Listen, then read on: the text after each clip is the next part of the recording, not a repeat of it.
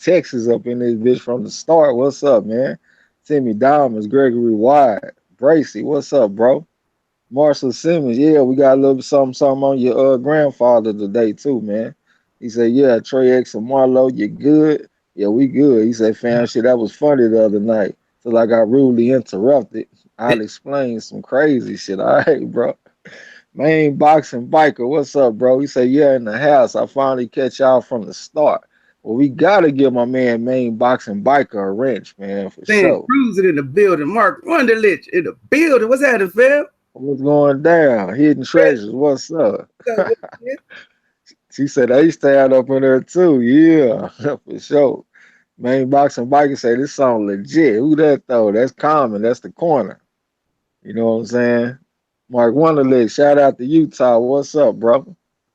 Y'all know how we do, man. We got a little boxing talk, got a little trivia. Should have Kurt Sugar sliding through any moment, anytime he pop up. You know what I'm saying? I got several fights I wanted to chat about. You know what I'm saying? I got Caleb Plant versus Jose Uzcategui, Sergey Kovalev versus Aliander Alvarez, Manny Pacquiao versus Lucas Matisse, Regis Prograis versus Juan Jose Velasco, Teofimo Lopez versus William Silva, Peter Quillen versus Jalen Love, and Victor Ortiz versus Brandon Rios. You know what I'm saying? So shit, we got a lot we can chop it up about. Gregory Wise, hold on. Main boxing biker said, I'm about to go download that now. All right, you like that, huh? Yeah. Gregory Wise said, did you see my shout out on Barbershop Conversations? Nah, bro. I appreciate it, your shout out though, for sure. Yeah, I saw it. Gregory Wire was in there showing out at the fight. That's what's up, fam. DB03, hold on, I'm tripping. What's up, DB03? What's going down? Main boxing biker said this trivia should be having me hype. Yeah, we got some trivia, man. So what's up though? Shit, man, ready to get it in, man. See what's happening with the fam. Yeah, I'm gonna try to let a couple people get up in here, but until then, we could chop it up on some of these fights. You know what I'm saying? Shit, we can start off with the fights this weekend. Y'all know we got Regis Prograis fighting Juan Jose Velasco. The winner supposed to get into the World Boxing Super Series. You know what I'm saying? So, I mean, Prograis is a huge favorite, man. He 100-1 favorite, but you know the outcome of this fight is important because the winner gets into this tournament. You know what I'm saying? So they make it interesting. Uh, St. Cruz, they smashed that light coming in. Yeah, appreciate that. Appreciate that, But fam. yeah, yeah. So pro grade 29 going against Juan Jose Velasco, who's 31. Pro grade 5'8" with a 67-inch reach. Juan Jose Velasco, he doesn't. They didn't have his measurables on BoxRec. Cashmere G. Cashmere G, what's Building. up, bro? What's happening with it, fam? Yeah, yeah. So Prograis, his opponents, I done said it a lot of times on here. 288, 197, and 17, 57% win percentage. His opponent, and by the way, Prograis is 21-0 with 18 knockouts. His opponent is 20-0 with 12 knockouts. And his opponents that he been fighting are 159, 132, and 27 Hey, for weapons in the field. 50% win percentage. What's Hey, happening? Weapons, what's up, bro? So look, Juan Jose Velasco, his opponent's got a 50% win percentage, so he been fighting bums. You should have seen some of them opponents, man. I should have wrote some of them down. A lot of them never even won a fight before. You know what I'm saying? Like it was terrible. So Prograis got an opponent that's 20-0, 12 knockouts, so he look kind of good, but he really got a mirage in front of him. That dude ain't 20-0. You take all them sorry ass opponents off his record. You know what I'm saying? Bobby So G in the building. What's happening with it, sis? Bobby Jean, what's up? She says the pack fight this weekend. Yeah, it's this weekend. Man, Boxing Biker say good looking out with the wrench already. Timmy Diamond say Progress going to have to do some Tyson weaving and bobbing to get inside that reach. Hey, I didn't even see the measurables, so you know something that I don't know. I don't know how tall he is. You know what I'm saying? But this opponent is a mirage though. He ain't 20-0. This is a sorry opponent. So Prograis should go in there and knock him out. He might knock him out early. He might get him out of there in like 3 rounds or something. You know what I'm saying? What you think about the? Oh, you don't know nothing about that Juan Jose Velasco dude, huh? St. Cruz and say Progress are not your bud, maybe too. Hey, I agree with you. You know what I'm saying? So I think Progress gonna go in there and knock him out. Another fight that we got this weekend is of course Manny Pacquiao, Marshall Simmons. Oh, you talking to main boxer said, oh yep, Lawrence not in here yet. So some of us had a chance with the trivia. Oh, you want to get on the trivia before Lawrence get here? Now we gotta wait for some more people, man. So yeah, we got Manny Pacquiao going against Lucas Matisse. Manny Pacquiao, 39 years old. Matisse, 35. Pacquiao, 59, 7-2, 38 knockouts. Lucas Matisse, 39-4, 36 knockouts. Pacquiao is 5'5.5" with a 67-inch reach. Matisse is 5'6.5" with a 69-inch reach. Pacquiao, of course, is southpaw. Matisse is an orthodox. Now Pacquiao's opponents are 1785, 287, and 71. That's an 83% win percentage. And that's very good, especially for an opponent that got 68 fights. You know what I'm saying? So Pacquiao got a great resume, you know what I'm saying? At least with those raw numbers. Matisse, his opponents are 838, 298, and 44. So that's not, I mean, that's a 71% win percentage. That's not great, but it's not horrible either. You know what I'm saying? Um, just looking at the styles, I mean, I think Pacquiao is the much better fighter, the much more accomplished fighter. Um, his last fight, he lost, of course, but I don't know. He didn't look just horrible to me. He didn't look like he was just finished, like he can't fight no more. You know what I'm saying? It looked like he still got a little bit left in the tank. I don't know where his head is at as far as his commitment. I don't know who his coach is. If any of y'all know who his coach is, tell me who his coach is. Um, Matisse, I didn't see his last fight, but Lala D, one of our subscribers, she said she saw the fight and he didn't look good. I heard a couple of people say that he was going around looking for a big shot. You know what I'm saying? So hearing that, um, and now one of them just been super active. I'm kind of leaning towards Pacquiao. Where you leaning towards, bro? Pacquiao, but Pacquiao finna go with a better boxer and the same aggression as Horn, but a better boxer. So Pacquiao finna go through another tough fight. You think it's gonna be a tough fight for Pacquiao? Yep. Okay. Let me see what they saying in the chat. Uh, Mark Wonderlick say undefeated in the Pee Wee League, maybe. Yep. St. Cruising. All right. Bobby Jean said I need to see more Prograde to know if he's the real deal. Hey, we in the same boat for real. I need to see more Prograde to know if he's the real deal All because right. from what I've seen, I done seen some things like his power that's very impressive, but his defense hasn't been impressive to me. He got some defensive flaws. I done seen him keep his head on the center line and stuff a lot. I done seen him, get hit with punches. I just got to see a little bit more. Uh, All right. I see. Building in the building. What's happening, sis? what's What's happening, what's Elfanique? up, El Fenici? What's going down, bro? Timmy Diamond said I got Matisse by devastating knockout. Wow. Main boxing biker said he laughed and said, "Nah, let's have the trivia. Let's let the trivia marinate like the casuals be saying, huh?" He said, "I'm sick of Pacquiao. I hope Matisse sleep his ass." St. Cruz and say Pack, but who knows what he has left? Yeah, that's true. I think he got a little bit left though. Some people felt like he won the fight against Horn. You know what I'm saying? So I think he got enough left to beat Matisse. Matisse a good fighter though. Marshall Simmons said, yeah, those last percentage points from 71 to 81% of the two fighters from the 10% is the platinum shit. Pack, he's got to be coming past his best attack wise, but his ability to take the blows is still there. I don't know. He even got knocked out with one blow before. So I can't give him that. I mean, Juan Manuel Marquez hit him with one punch and knocked him out. You know what I'm saying? Bobby Jean say MARLO'S corner TRAE. I really like y'all chat. Y'all talk boxing. I'm so tired about the AJ soap opera. Man, we Okay, everybody that's what's up already.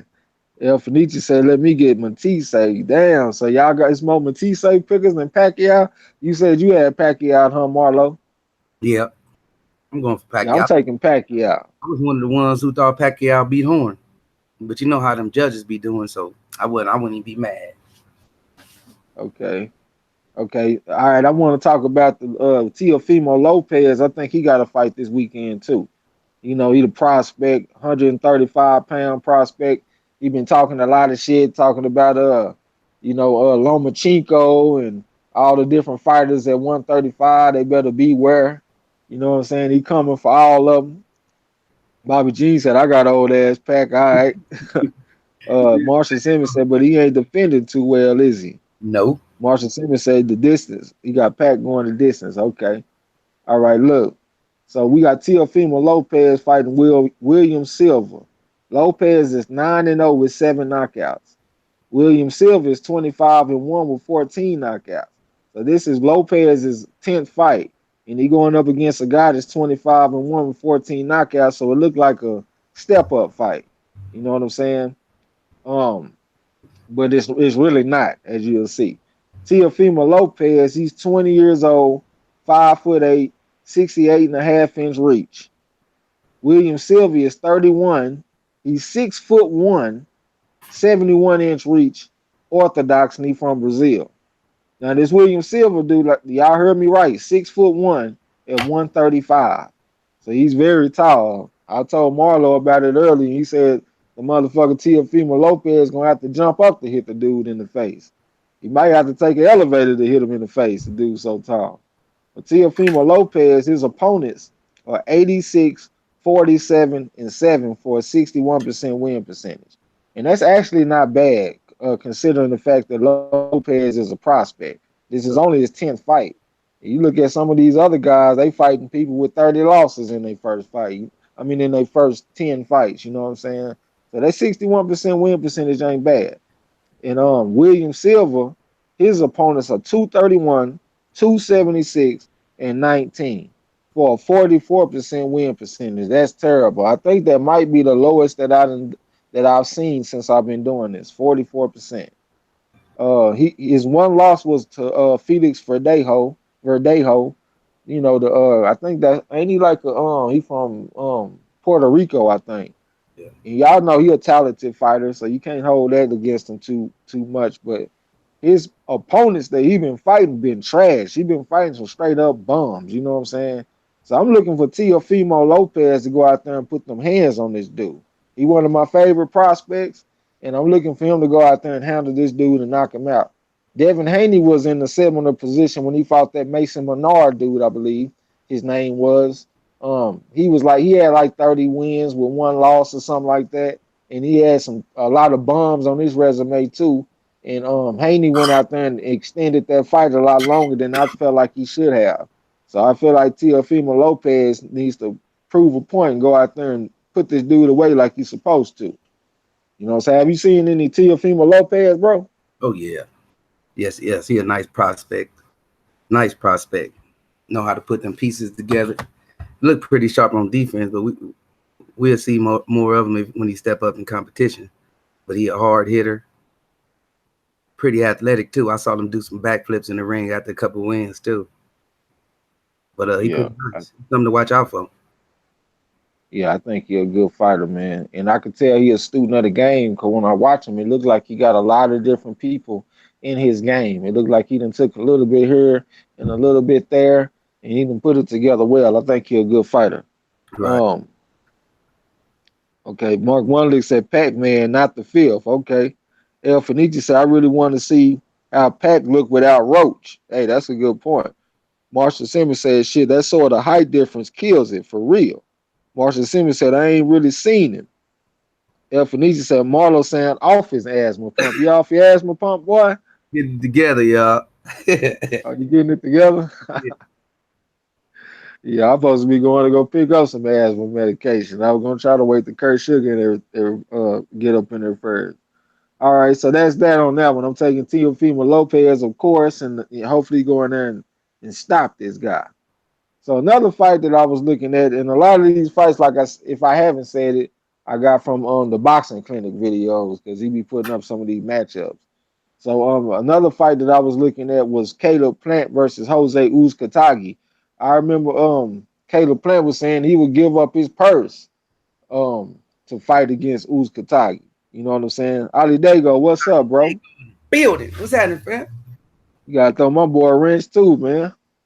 Uh, so like Caleb Plant, he really want a step up fight. Like he wants to be able to, put himself in a position to get a title. You know what I'm saying? So Caleb Plant, he's 17-0 with 10 knockouts. Jose Uzcategui, 27-2 with 23 knockouts. Caleb Plant is 26, Uzcategui is 27. Caleb Plant is 6'1" with a 74-inch reach. And Jose Uzcategui is 6'2" with a 76.5-inch reach. Caleb Plant is orthodox, Jose Uzcategui is orthodox. Caleb Plant's opponents have been 202, 72, and 14. That's a 70% win percentage. And he's been active too. Jose Uzcategui, his opponents have been 398, 250, and 16. That's a Right. 60% win percentage. Rod X, what's up, bro? So that was 398, 250, and 16. That's a 60% win percentage. You know what I'm saying?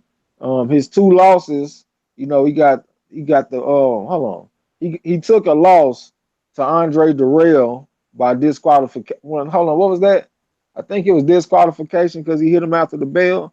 And then the other loss, he took a unanimous decision loss to this dude named Matt Korobov. And he got dropped twice in the fight. You know what I'm saying? So he got a little vulnerability. I don't really like his style. He a taller guy. I don't like how he leans over. He look like the hunchback of Notre Dame or something off in there, the way he boxes. I'm serious. He got a hump in his back, and I don't like it. And like it just looked like he just dying for an uppercut. Like, please hit me with an Oh, uppercut. building. What's good, fam? Chef, what's up, bro? Yeah, so I just don't like how he leaned over. It looked like he just waiting on the uppercut. You know what I'm saying? I like Caleb Plant's style, man. I like his footwork. I like his defense. He ain't got a whole lot of power. You know what I'm saying? But I like his skills though. And I like his hunger. He want this shit. Caleb And Plant, my like I said, I like Caleb Plant. What'd you say, bro? No, I said Caleb Plant, my guy. I'm looking for big things for my guy, man. Who you take out of him and Uzcategui? Caleb Plant, a head-on collision course with Benavidez. Okay. Roll Tide, what's up, bro? Roll Tide. What's good, fam? Uh You made your Main boxing market said this pack fight is in Malaysia, and I don't know if they are drug testing. Wow, I didn't know that. pick already, bro? Oh yeah, I'm taking Caleb Plant, man. I think Caleb Plant is just too hungry. I think Jose Uzcategui got some flaws in the way he fights. Um, and I saw Uzcategui after he knocked out Darrell in a rematch. He was doing an interview, and it looked like his iris or whatever was coming off in his eye. Like it just looked weird, man. Y'all, I wish y'all could see that interview, post fight. And that motherfucker, it just looked like his eye fucked up. I don't know what's wrong with that dude. It looked like he been getting touched up to me off in sparring or something. You know what I'm saying? So Probably, yeah. I like Caleb Plant, man. I think he the better, more skilled fighter. Right. What'd you say, bro? No, I said he probably have, piggybacking off what you were saying, how his eye and shit look. But I see Caleb Plant mixing his ass up off the back foot, all that. What's good, Sean Icon? What's going down, bro? El Fenici say, humpback, hoochie mama. Yeah. Marshall Simmons said, I bet he don't like the humpback, bro. Probably a pacemaker robot heart or some shit. Damn. He said Malaysia is a pretty modern place. I would have thought a test would happen. Shit, I ain't never been there, so I can't speak on it too much. You know what I'm saying? But yeah, so we both pretty much in agreement. We'll take Caleb Plant in this situation. So then another fight that I was looking at that I thought it was kind of interesting. La La D, what's up? La La D in the building. What's happening, Sid? What's going down? Ali Dago said, I think it's stupid to have Pac versus Matisse. Junior the True, what's up, bro? Truth in the building. What's the damn deal? Salute, fam. Ali Dago said, I think it's stupid to have Pac versus Matisse on ESPN. Plus, it should be on regular ESPN. Casuals know Pacquiao, so it should be a fight for the whole world to see. Yeah, that's true. That's true. And I just lost my ESPN Plus, and Fanon said that he wanted to collab on the calling the Matisse versus Pacquiao fight this weekend. So I got to find a way to get the damn app back. You know what I'm saying? Yeah, But yeah. yeah, I got a couple of more fights that I was looking at. Um, One of them that I thought was kind of interesting. Y'all might not think is interesting, but I think it is Victor Ortiz versus Brandon Rios. You know what I'm saying? Junior the Truth said Bob Arum not backing it though, right? I don't even know what he mean by that. Roddy Chico, what's up? Chica in the building. What's that? Sid? I believe he is. I heard him talking Junior, about it on that last fight we was doing.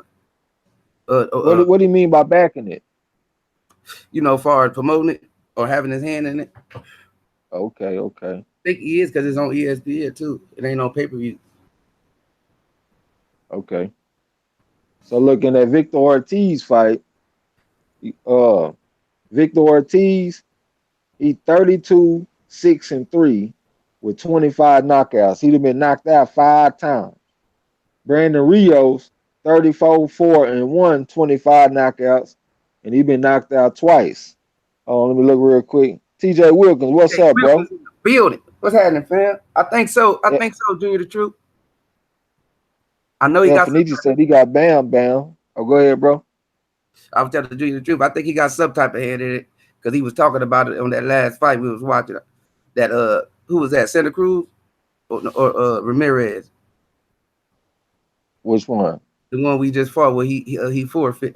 This other dude Yeah, that forfeit. was Ramirez. Yeah, I heard Bob Aaron speaking on the Pacquiao Matisse fight. Okay, okay. El Fenici said he got Bam Bam. Main boxing biker said I got Ortiz stopping Rios. Ortiz is way bigger than Rios. Okay, I see Junior the True, TJ Wilkins, Sean the Icon said, what you guys think about Crawford versus Amir Khan? I'll take a look at that in a minute after this one. Lil 95, what's Little up, bro? 95 in the building. What's happening, fam? Yeah, Ali Dago say Ortiz will stop Rios. Lala D said I got Rios, but don't Ortiz, I mean, but don't like him. Okay, so when I'm looking at the numbers, Ortiz, he 32, 6-3, 25 knockouts, been knocked out 5 times. Brandon Rios, 34 and 4-1, been 25 knockouts, been knocked out 2 times. Ortiz is 31, Rios is 32. Ortiz is 5'9" with a 70-inch reach. Rios is 5'9" with a 68-inch reach. Ortiz is his opponents are 746, 194, and 25. That's a 77% win percentage. Brandon Rios, his opponents are 658, 169, and 27. That's a 77% win percentage. So they even as far as that right there. One of the main things that sticks out to me in this fight is, of course, Ortiz's power. He got a type of power he can hit you one time and knock you out. You know what I'm saying? Rios, he kind of got to hit you with a whole lot of shots, accumulation of punches.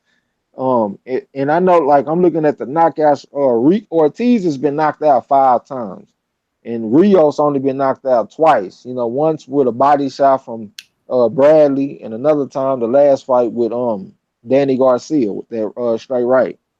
But I actually think Rios took more damage than Ortiz, because Ortiz, he ain't got the best chin in the world. So if you hit him one time, you can drop him. You know what I'm saying? Or Rios is the type of fighter that you got to beat the brakes off of him for 12 rounds. Like, he just keep on coming and he just taking a whole bunch of damage. Like, look at the way he talking stuff. I know he been talking bad for a long time, but he sound terrible now. I hate that he even still fighting. I wish he would retire. I've been saying that for a long time. Ronald Finkley, what's up? Yeah, I've been wanting Rios to retire for a long time. I don't like how he talk, man. He sound punch drunk, and he only 32. He younger than me. You know what I'm Ortiz, saying? He just Ortiz yeah. had I just don't think he should. What you think about the fight, bro? Ortiz had his jaw. I think Ortiz gonna beat Rio's ass, but Ortiz had his jaw broke though. Yeah, that's true. You know, so I don't think Rio's gonna be able to have enough on his punches to do anything with Ortiz. Yeah, I think Ortiz gonna knock him out for sure. Right. Let me see what they Race. Oh, Racy.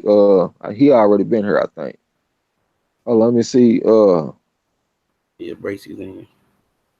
I don't even know where I was. All right, Timmy Diamond say Timothy Bradley was talking greasy about Spence yesterday on ES News. He don't want none of Spence. We all know that. Yeah, Main boxing biker said, now I remember Ortiz and Rios been beefing since Mayweather was about to fight Ortiz. Yup.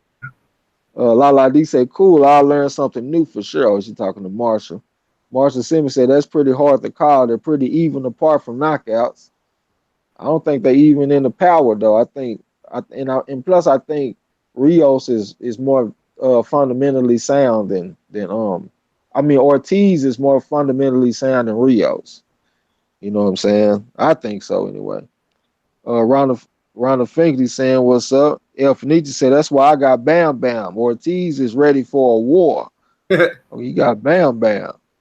Okay, Sean the Icon said Ortiz got to get his mind right though. He quits a lot. Yeah, that's true.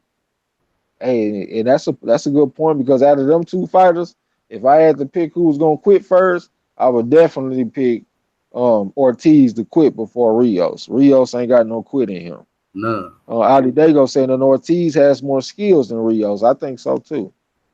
I really do. Okay, so look at another fight that I thought was interesting. But I want to know what's the ages, Marshall? The ages are hold on. 31 for Ortiz and 32 for Rios. You know what I'm saying? Ronald Finkley said Rios is flat footed. Yep. Lala D said people are getting comfy hating on Spence. Yeah. Hey, but when people perceive you to be at the top, they're gonna take shots. And that's in everything that you do. You know what I'm saying? So he gonna have to get used to it. I mean, think about all the people that was talking Mayweather when he was at the top for years. I mean, if you ain't thick skinned, I mean, you're gonna have to get off the top. You can't be at the top if you thin skinned. Can't take the pressure. You know what I'm saying? Can't take But the get all the right, so no ass out the kitchen. But all right, another fight that I felt like was kind of interesting that y'all might not think is interesting is Peter Quillen versus J. Leon Love. I've been hearing rumors about this fight. Shit, it feel like the Bible. I've been hearing uh, stories of wars and rumors of wars. LT Green, what's up, bro? LT Green build it. Is that it? Phil? Yeah, El Fenici said, I mean, Ortiz ain't ready for war. Okay. He done quit for sure. Mark Wonderlick say hit the like button. Appreciate that. You know what I'm saying? So, all right, Peter Quillen versus J. Leon Love. Ali Dago say Peter Beast Love. All right, look. So Peter Quillen, he 33 and one with 23 knockouts. J. Leon Love is 24 and one with 13 knockouts. Peter Quillen is 35. J. Leon Love is 30. Peter Quillen is 6'1" with a 71 and a half inch reach. J. Leon Love is 6 foot with a 75 and a half inch reach. Peter Quillen, his opponents have been 6'16", 185, and 29. That's a 74% win percentage. That's decent. That's okay. J. Leon Love, his opponents have been 338, 199, and 25 for a 60% win percentage. He been fighting straight bums. You know what I'm saying? Now, one thing that stood out to me was Peter Quillen. He only had one fight since December the 5th, 2015, when he lost to Danny Jacobs. And that fight that he had was against Deshaun Johnson, a guy that was 22, 21, and 3. And that was in September the 8th, 2017. And that fight was at light heavyweight. So you know he been sitting on his ass because that's one fight since 2015. You know he blew up in weight, and his last fight was at light heavyweight. So it ain't like he been taking care of himself. You know what I'm saying? Like preserving his body to fight. J. Leon Love, he been more active and stuff, even though he ain't super active because he only be having like one fight a year. But his last fight, he looked garbage. He got dropped and everything in the fight. His body didn't look good. One advantage that I do see for him is that he's been fighting at 168 longer. I know Peter Quillen for fighting at 160. You know what I'm saying? So Jalen Love, I think he's a naturally bigger man, even though Peter Quillen blew up in weight. So, but just looking at how they fight, I actually never been a big Quillen fan. Both of them got suspect chins and shit like that. I don't know how this fight would go, like really, like just to definitively pick it. But after I've been sitting up just really looking at it and thinking about it, I probably have to go with Peter Quillen. Who would you take, bro? Man, that's a toss up to me. I'm riding with Jay Leon. I'm gonna take Jay Leon. That's who I picked at first, bro. I'm gonna take Jay Leon, man. I got to. You gonna take Jay Leon? Yeah, I hope he just follow the rules and just don't get caught. Just don't get caught. Yeah. Don't get caught. Man. I think he'll put it on him. Okay. Let me see what they talking about in the chat. Little 95 said Ortiz gonna piece old boy up. Hey, that's what we think too, man. We taking Ortiz over Rios. LT Green said, excuse me. He said, excuse me, I'm tripping, I'm drunk, y'all. All right, bro. Turn up. Get your sip on, my brother. Ain't nothing wrong with it. Hold on, let me see where I'm at. Marshall say, I find it a lot easier when a bit of their amateur career get a little look as well. Experience counts big time. Yeah, that's square business. For real. That's why a lot of the time I be bringing up the amateur backgrounds and stuff. I really didn't have time like I wanted to today, so I just did what I could and just put the little basics out there. You know what I'm saying? LT Green says, salute to the whole count. Hashtag LDBC, free 78 Sports TV. Yes, sir. Salute, man. Free 78. Yeah. Sean Icon said both of them are done. I think lost their desire and heart, I feel. Yeah. Mark Wonderlick said lose and retire. Love versus Quillen. TJ Wilkins say Love versus Quillen, the battle of the retired fighters. Yeah. Lala D said she got Quillen. Okay. Main Boxing Biker said Quillen super comfy with that white woman he lost his warrior spirit. Damn. He say he done lost his warrior spirit. That's cold. LT Green said, I'm gonna be honest, man. Y'all my bros. I damn near love y'all. He feeling good. He over there tipsy. He's sipping on something. He say he love everybody. That's what's up, bro. We got love for you too on the corner. Lil 95 said, always bet on black. So he taking who you got out of Quillen and who is it? Quillen and Jalen Love. I got the black guy. All right, bro. Ron the Finger said, man, Quillen been dropping that ball. That joint's hard to pick back up, I guess. That joint's hard to pick. Okay. Sean, but you got to pick something, though. Don't ride the fence. Sean Icon said, I got Quillen. Jalen ain't fight nobody. That's what I just was looking at. 74% win percentage compared to 60% win percentage. Just that That's a big difference. The gym dancing and shit. Them goddamn mitts. Yeah. Marshall Simmons said it's a getaway with the thing than Marlo Quillen if he's sly. I don't know what he mean. Ron Finger said, true, I'm thinking Quillen, but shit. Gregory Wise said, I'm indifferent. He don't care nothing about now one of these losers. Mark Wonderlick said, fuck it, he gonna take Quillen. All right, bro. LT Green said, square business. Yeah, for sure. We square business with you too, brother. Lala D say, all right, talking to Gregory Wise. All right, so it looked like down there everybody picking Quillen. I ain't seen nobody pick JD on Love except for Marlo. Chef say Quillen. Love not in the right class anyway. It's either I'm gonna eat crow or it's crow for the whole family in this month. Yeah. One of the two. Yeah. Okay, y'all. I got one more fight that I was taking a look at. Gregory Wise said, this feels great to have zero emotional attachment. Right. Yeah, only fighters that I got emotional attachment for is Errol Spence, of course. Crawford, just not going against Spence. Deontay Wilder and Clarissa Shields and Shakur Stevenson. If I'm talking about anybody else, it's cool. Main Boxing Biker said, I remember when Jalen Love was neck and neck in popularity with Badu Jack. Now look at Love. Yup, that's a good point. And Jalen Love is younger. He only 30. Badu Jack like 35 years old. Chef say Quillen hunger been gone. Shit, was Jalen Love ever hungry? Boxing building. What's happening, fam? Talking about what's up, bro? Marshall Simmons said sly and sneaky behind the rails back. He wouldn't get shit past me, aka Ron. All right, bro. El Fenici say spend some water. That's you got an emotional attachment for.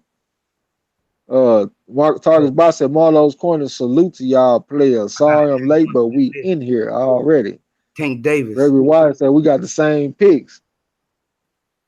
Uniramer say MP4. What he talking about? Money Power to 4? Yep. Life Machine Power. What's up, man?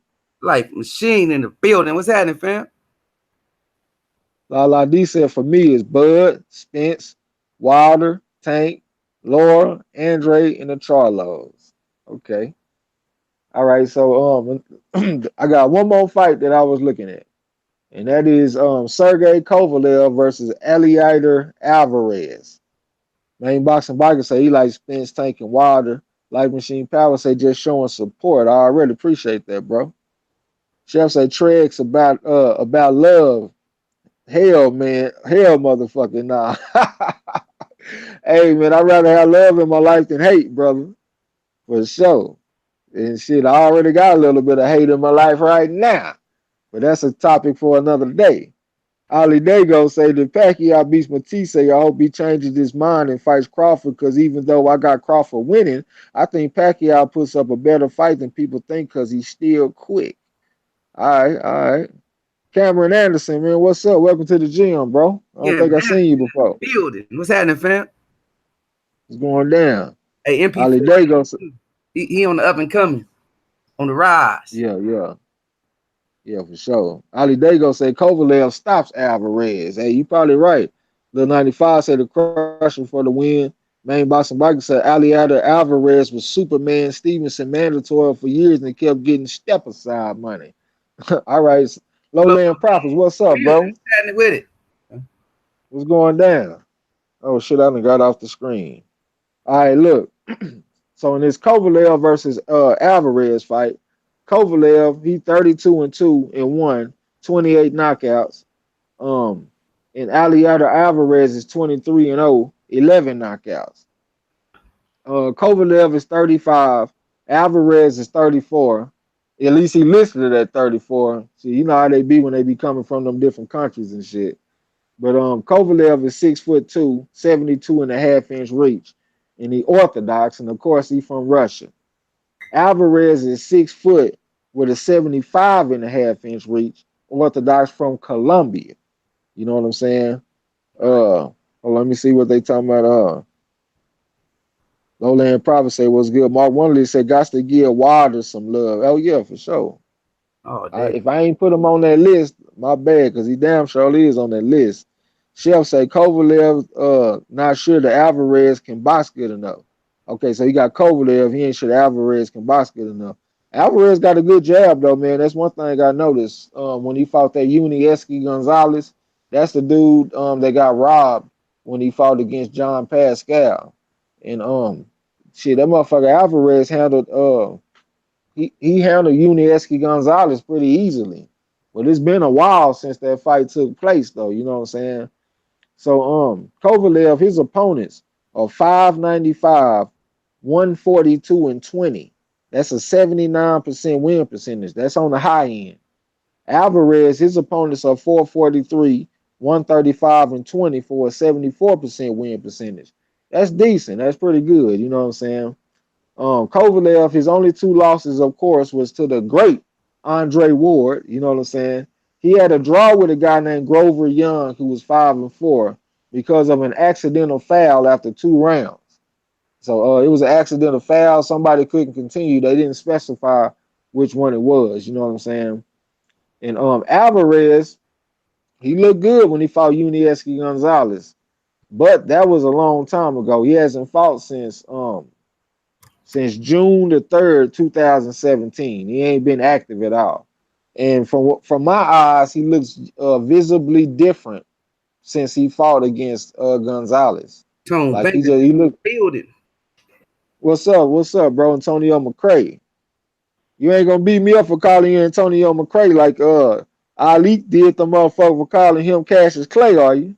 I mean, That's my name. what's my name, goddamn? Yeah. But Alvarez, he looks different, man. It kind of remind me of shit, man. That dude, that Big Baby Miller fought, that heavyweight that also had fought Deontay Wilder. I can't remember his name, but I had made up that point then that guy looked visibly older. And I see that with Alvarez. When I saw him, I didn't even recognize him. I thought he was somebody else. You know what I'm saying? He doesn't look like that same guy that fought against Unieski Gonzalez. So I think that's gonna go against him. Kovalev, you know, he pretty active. You know what I'm saying? So the main weapon I see with Alvarez is the jab. He ain't got a lot of knockouts. He only got 11 knockouts in 23 fights. You know what I'm saying? That's only about 48% 48% knockout percentage. So I'm gonna have to go with Kovalev in this fight. Who would you take, bro? I'm going with Crybaby Kovalev. Crybaby, Crybaby. yeah, Crybaby Kovalev. He couldn't fuck with a real boxer, so he cried with his old ass girlfriend. Okay. But yeah, All right, let me scroll up. Cameron Anderson said my boy LT Green just put him on. Okay, if LT Green put him on, you got to throw him a wrench too. LT salute, Green, cool as a fan. appreciate it, fam. He's already a done deal. Done deal. Okay. El Fenici talking about he got Kovalev. Ronald Fingley said it looked like an interesting fight, but Kovalev going to school him. Okay. Lala D said she got Kovalev. Shauna Icon said welcome Cameron already. Gregory Wise said Kovalev is safe in this fight. It look like he probably safe because it doesn't look like Alvarez got a lot of power to put him in danger. Tarkus Box said he got the crusher. Okay. Marshall Simmons said, is Alvarez just in it for the cash now? Heart not in it. Real guys don't step aside that many times. I don't know though. I was actually thinking about this shit. Like I'm just looking at straight game theory. I'm not even looking at like your manhood or being a fighter, like having pride as a fighter. I'm just looking at straight game theory. And if a motherfucker is giving you money to not do anything, it seems like you kind of gotta take step aside money on the cool. I just looking at straight game theory. You know what I'm saying? Like you could take step aside money and then fight somebody else type shit. But I don't know if I was in that situation. Shit, I might take some money to sit down somewhere too. I ain't gonna even lie. Hold on. Say fuck All right, fight. Sean the Icons. What'd you say, bro? I can get some money without taking this fight, but that dude, your heart must not be in it, man. You got to stay active. It depends on what you're in it for. If you're in it to be the greatest of all time, or if you in it to make a living, That's right. you know what I'm saying? If you in it to make money, I can because respect. all fighters don't fight for the same reason, but I look at them for what they are, though. Some fighters fight for legacy, some fighters fight for money, and I look at them accordingly. Especially if You know what I'm saying? they say that's what they is, you can respect it. But they run around acting tough, playing their role, like that's what they want. Can't respect that, man. You know, like that one guy over there across the pond. But shit, your boy TRAE X, I ain't gonna lie, nigga. Shit, I'll be fighting for the money. Hurry up and give me some step aside. I'll take step aside money for a whole decade. Go get your Hurry man. up and drop it off. Y'all fight this Shit, dude. drop it off in the envelope, nigga. If y'all fight this dude for 500,000, I'll go fight this one for 2 million. I'm gonna fight this chump for the 2 million. Yeah. All right, let me look back in the chat. Sean the Icon said, I got Kovalev too strong. TJ Wilkins said, Kovalev gonna put that boy to sleep. Ronald Figley said, they still call him Crusher. SOG took that name. No, he just put the Yeah. crybaby in front of his crybaby crusher. Yeah. Marshall Simmons say, Kovalev, you reckon? Yeah. Tom Banger said, we family. All right. Oh, Lala D say she liked the new name. LT Green said, what's Lawrence, good? Y'all all the homies. All right, yeah. Who you say? Lawrence Williams in the building. Lawrence Williams, what's up, man? We can get this trivia started now.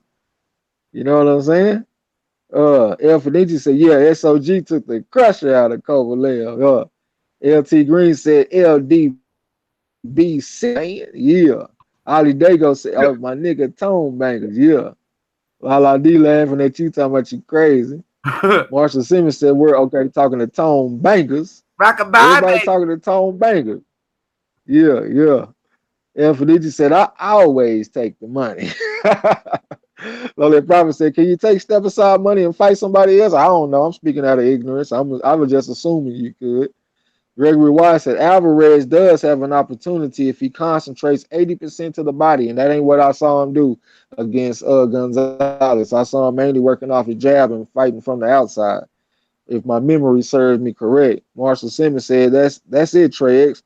Gotta be, but so many times his pride ain't there as much. I don't really know what you mean, bro.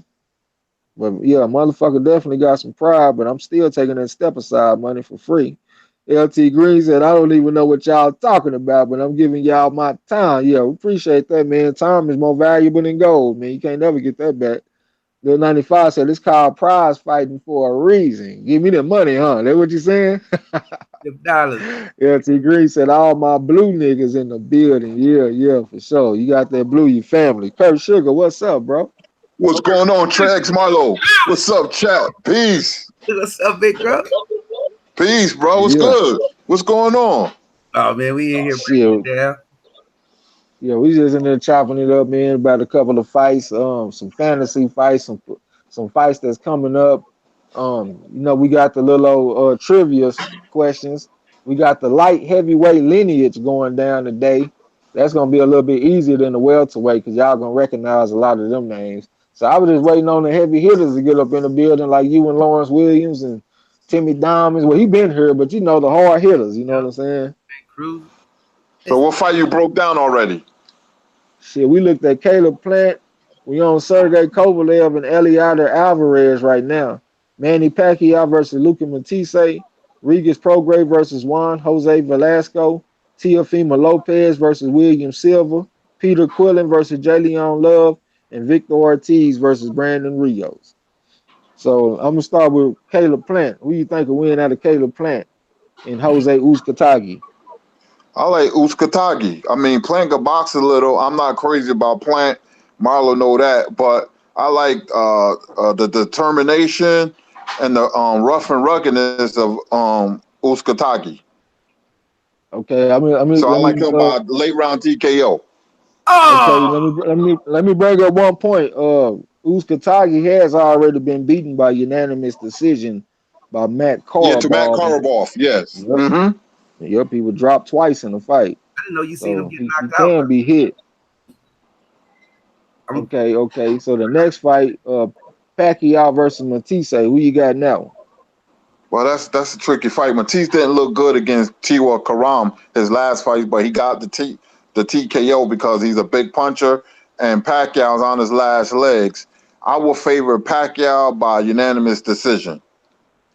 Okay, how about Regis Prograis going up against a prospect, like well not a prospect. He 20-0 with 12 knockouts. He a person that fight a lot of bums. The winner of this fight gets into the World Boxing Super Series at 140. So what you think gonna happen in this fight? Prograis. Pro, You high on Prograis Prograis?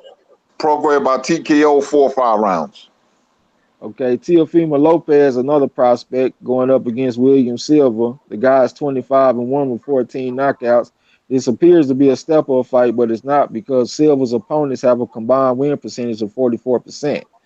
So that's another fight that's coming up. You ain't got to pick that one because we all know Teofimo Lopez gonna win. But Peter Quillen Mhm. versus Jalen Love is another fight that's been kind of floating around. So what you think about that fight? They both been kind of inactive. Quillen, I think he had one fight after he got KO'd by Jacobs. I still like Quillen. I don't think a lot of Jalen Love. I think he's one of the worst fighters on TMT. That's how he was knocked out by Porky Medina.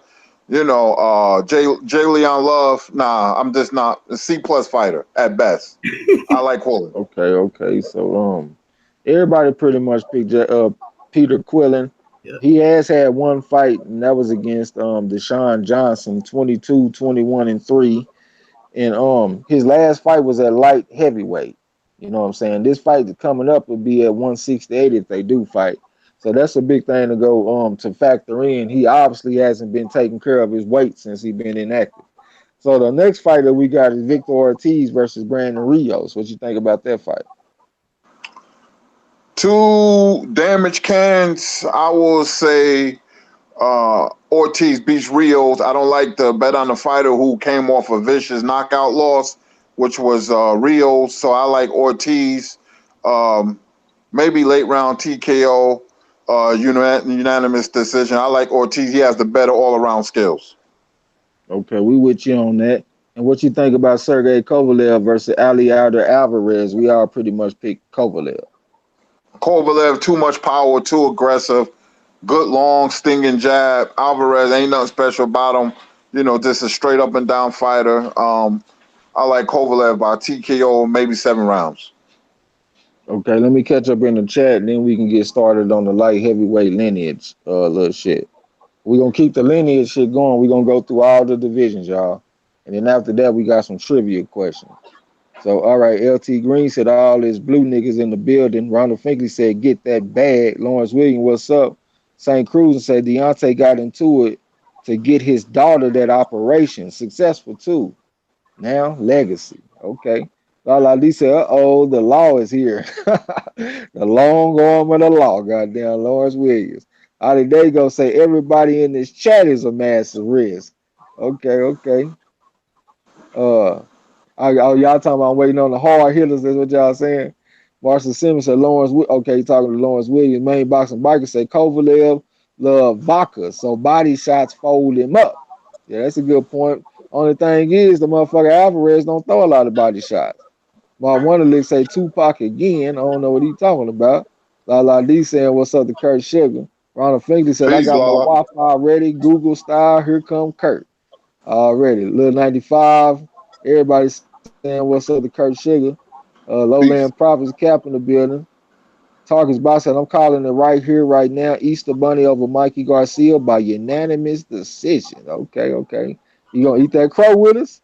Make sure you're here because we eating crow too. At least me and Marlo is. El Fenici say sugar pop up like popcorn. Yep. Okay, everybody said what's up to Kurt still. La La Lee say Peace. yes, Easter wins. Yeah. Lil 95 say who Kurt got on Quillen versus Love? I think he said Peter Quillen. Gregory Wise said, oh shit, the trivia sharks have entered the stream. Yeah, we about to get it cracking too. Main Boxing Biker said, hey, don't be rushing Lawrence up in here. He a beast. He a goddamn animal for sure. Target's boxing them saying, what's up to Kurt? Ronald Finkley, okay. Marshall Simmons said, yeah, but taking the money is cool. But a committed fighter wouldn't do that for so long and come off that board. That goes against you quickly. Okay. Okay. I still have to take that check though, bro. Save them brain cells and cash that check. Ali Dago said, I got Pacquiao winning, but Matisse got one punch knockout power, so we'll see. Yes, sir. And we've already seen Pacquiao get knocked out by one punch before against Marquez. St. Cruz and said Pacquiao also fighting at home. Anything close goes to him. And that's a good point, especially after what happened to him in Australia against Horn. He felt like he got robbed. D-Bid03 said Matisse have a good right hand that could be the difference. Yeah, and we already seen Pacquiao get knocked out by right hand. Lawrence Williams said Silva only loss was for Dejo. Yep, I had brought that point up. Mark Wonderly said, wait, it went back 20 seconds. I just heard this. Oh, I don't know what's going down. Scrapbook, what's up, bro? Scrapbook in What's the going building. down? Napoleon Lala Armstrong Lee in say, the building. What's happening, fam? hey, what's up, Napoleon Armstrong? Lala Lee say, yeah, true about Jay Leon, unfortunately. St. Cruz and Quillen is an easy win, maybe KO. Okay. Now, in an easy win, my bad, brother. Tom Bangers, Rios is more tender. Yep, yep. Because hey, that's the point I wanted to make on that because I don't know if I made it or not. If I did, my bad. I've been smoking this gas, y'all. So y'all bear with me. But Victor Ortiz done been knocked out 5. Oh yeah, I did make that point, but I'll make it again. The motherfucker been knocked out 5 times, but he the type of person that can you can hit him one time and drop him. That motherfucker Rios, man, he been walking through a whole bunch of artillery for a long time. So I think he a lot more softened up than Ortiz. You know what I'm saying? So I'm gonna have to agree with my man Tone Bangers. Marshall Simmons said, almost everyone went with Quillen. Yes, sir. Scrapbook say, what's up? St. Cruz said, a few years ago, I picked Rios. Now, Rios too used up. I'm with you. Tarkus Box said, Rios is trash. He got a couple of year head start on Hurd to being a punch drunk vegetable. Damn, that's raw and uncut, but true. Scrapbook saying, what's up to Lala? Uh, Lala saying, what's up to Scrapbook? Marshall Simmons said, word up, Kurt Sugar. We agree on those two. Main Boxing Biker said, Lawrence Williams is a massive risk in this trivia game. Napoleon Armstrong said, I can't rock with Ortiz. He will find his way out of a fight when it gets tough. Take him out back and deuces. Oh, you saying what's up? Exposing Bracy said, fake black people in the building. What's happening, fam? what's up with it? Peace. What's up? Bracy say prime Joe Frazier versus Mike Tyson. Say that we gonna say that for the ass Kurt Sugar, man. Joe Frazier versus Mike Tyson. Main Boxing Biker said in the AJ and Eddie Hearn voice, massive risk. I can't even do that shit. Marshall Simmons say, okay, Lala D said, question, when Pat got knocked out by Marquez, did anyone stay in their seat? I got so close to the TV, I almost bumped my head on the screen. I was in disbelief. I can't believe it. I can't believe it. I was on the ground laughing. Mike Biggs Boxing, what's up, bro? Mike Big Mike Boxing. Biggs. Peace, Mike Biggs. Yeah, LT Green already. Lala D said I had picked Marquez to win though already. You know that's my little Mexican right there. Uh, Mike Biggs say my niggas already. Scrapbook said I got Prime Fraser over Tyson. Now, we gonna get there. We gonna get there. All right, but I've been wanting to do this lineage, man. This light heavyweight lineage. You know what I'm saying? And then I got a little something on my boy Marshall Simmons, man. His grandfather was a light heavyweight fighter from 1933 to 1940. He was a tough, scrappy ass dude. You know what I'm saying? Got some nice little wins on his resume too. You know what I'm saying? So y'all ready? Let's go ahead and jump on this light heavyweight lineage. So if y'all remember, we didn't had this question before. So who was the first ever light heavyweight champion? Where my pencil at? Damn, I don't lost. Who was the first ever light heavyweight champion, y'all? I'll wait till them. I think I know the answer. Go ahead, Kurt. Jack Root. Jack Root. Kurt Sugar got that photographic memory. It wasn't even well, not even photographic because he wasn't looking at them, but he got that encyclopedic memory. Lawrence Williams, I see you there in that Jack Root. You know he gonna remember too. You know what I'm saying? So that's what's up. So he had to build in 1903. So who beat Jack Root in 1903 for the lineal light heavyweight title? I think I know that one. Hold on. St. Cruz and say Bob Fitzsimmons. Scrapbook Boxing say George Gardner. I think that's for the first question. LT Green said me and Cameron on a Teddy, another TKO. Okay. Lawrence Williams, he said George Gardner. Ali Dago say Gene Tunney. Who you say, Kurt Sugar? It was George Gardner. George Gardner. Goddamn, you remember that shit from that day? So all right, I, George Gardner. Y'all got some good memories, man. Scrapbook, my bad. All right, I see you came back with it. Yeah, so I thought that first one was for the first one. Okay, so he had it in 1903 and he lost it the same year. So who beat George Gardner in 1903 for the lineal light heavyweight title? Give him a little time, little time. I know that one too. Who beat George Gardner in 1903 for the lineal light heavyweight title?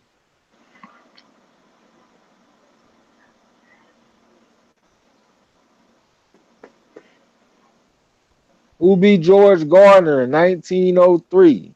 I see it. Who is it, Kurt? Bob Fitzsimmons, one of my Bob favorites. Fitzsimmons. Tarkus That's a bad Box. white boy. That was a bad white boy. Bad one. Marshall Simmons said Kurt Sugar, he's got it on his wall. I'm still looking. And Lawrence Williams got it. Ali Dago, yep, Bob Fitzsimmons. So Bob Fitzsimmons kept the lineal light heavyweight title from 1903 to 1905. So who beat Bob Fitzsimmons in 1905 for the lineal light heavyweight title?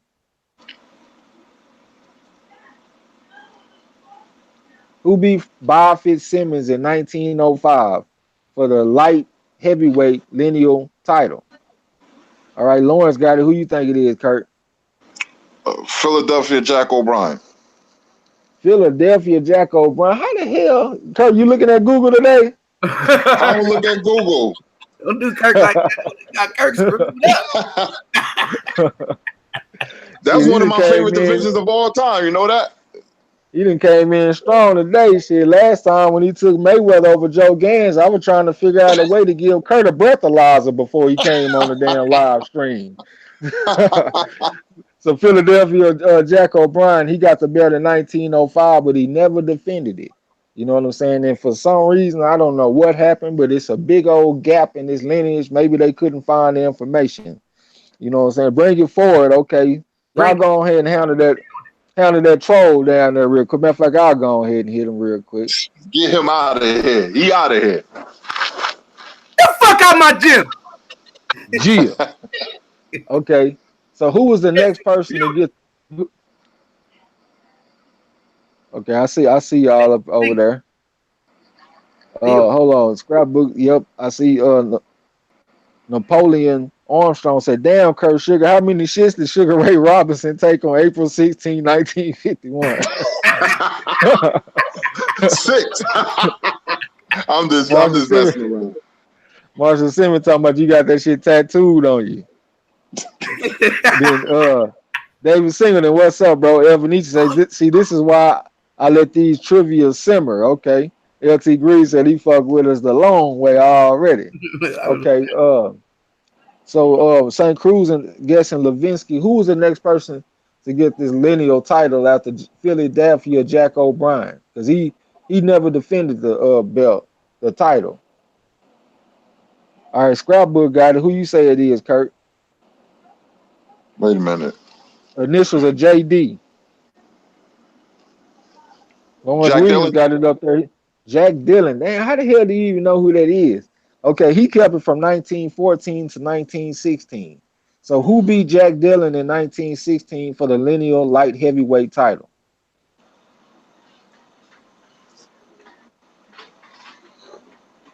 Who beat Jack Dillon in 1916 for the lineal light heavyweight title? Tarkus Box say Tarkus Box. Yeah, I didn't even see that. Yeah. Lucky Bub. You know who it is, Kurt? Gave a real ass woman. They gonna say Tunney, no sir. Okay, St. Cruz and got it. Who you think it is, Kurt? Battling Levinsky. Wow. And he had it from 1916 to 1920. So who beat Battling Levinsky in 1920 for the lineal light heavyweight title? Tarkus Box said he plead the 5th. Weldon the Great.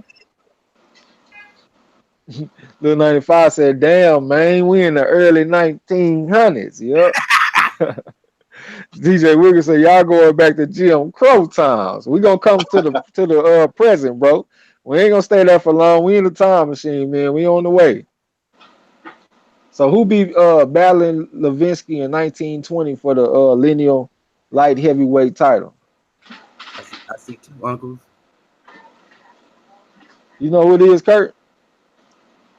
I got a good guess. I see Carpenter. Okay, St. Cruz and got it. Who you say it is? George Carpentier. Georges Carpentier. And he had it from 1920 to 1922. So who beat Georges Carpentier in 1922 for the lineal light heavyweight title? New World Order Boxing. Go to Finkley channel and look at his video list.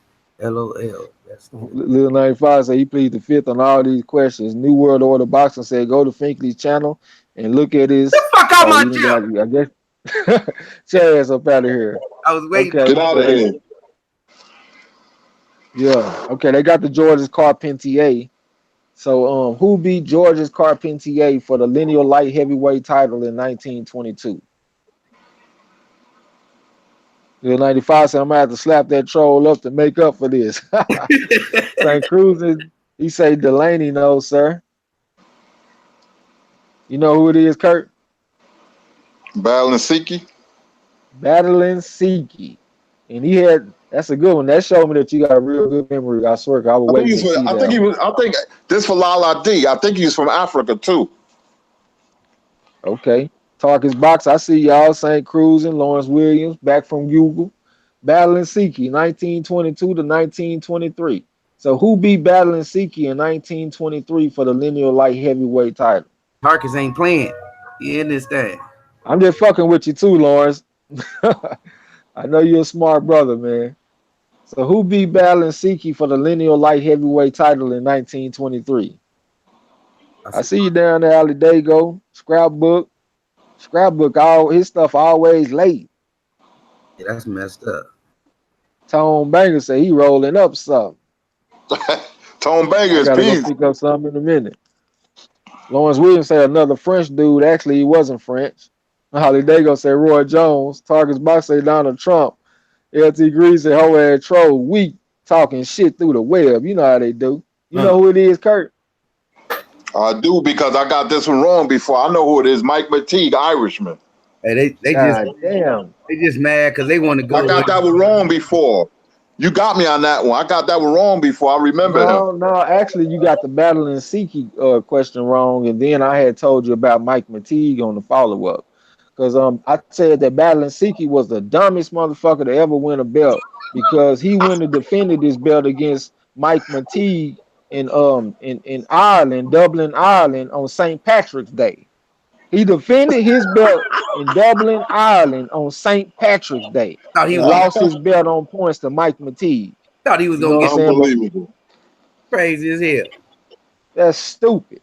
So, all right, Mike McTeague, he must have been a real deal though, because he kept the belt from 1923 to 1925. So, who beat Mike McTeague in 1925 for the lineal light heavyweight title? Okay, I see y'all down there. Gregory Wyatt, he said he was Irish. Yep. Scrapbook. Adi Dago said, let's get to the 70s and up at light heavyweight. We're going to get there, bro. Who beat Mike McTeague in 1925 for the lineal light heavyweight title? If you know this one, Kurt, we might have to shut it down. You know who it is, Kurt? I think his name is Paul Berlenbach. Kurt, how in the hell are you knowing all of these? I see You you. got two devices over there today. Bro, you looking right at me, bro. You looking right at me. I've been studying.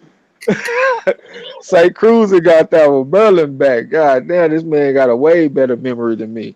Okay, he kept the lineal light heavyweight title from 1925 to 1926. So who defeated Paul Berlin back in 1926 for the lineal light heavyweight title?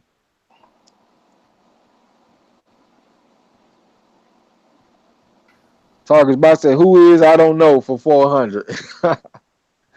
That's why we do it, man, to learn. And you can always go back and play these videos later so you can learn the stuff. You know what I'm saying? That's what I be doing. Should I go back and look at these videos again later on? Hey, So, okay. I see he's All right. I see it on the board. Who you say it is, Kurt? You listening?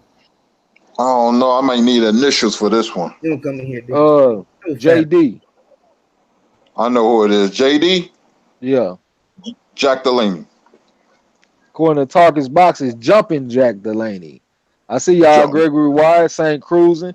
Tone Banger said Kurt is the Negro Almanac. Ali Dago said, damn, I think Kurt invented boxing. I wish. Yeah.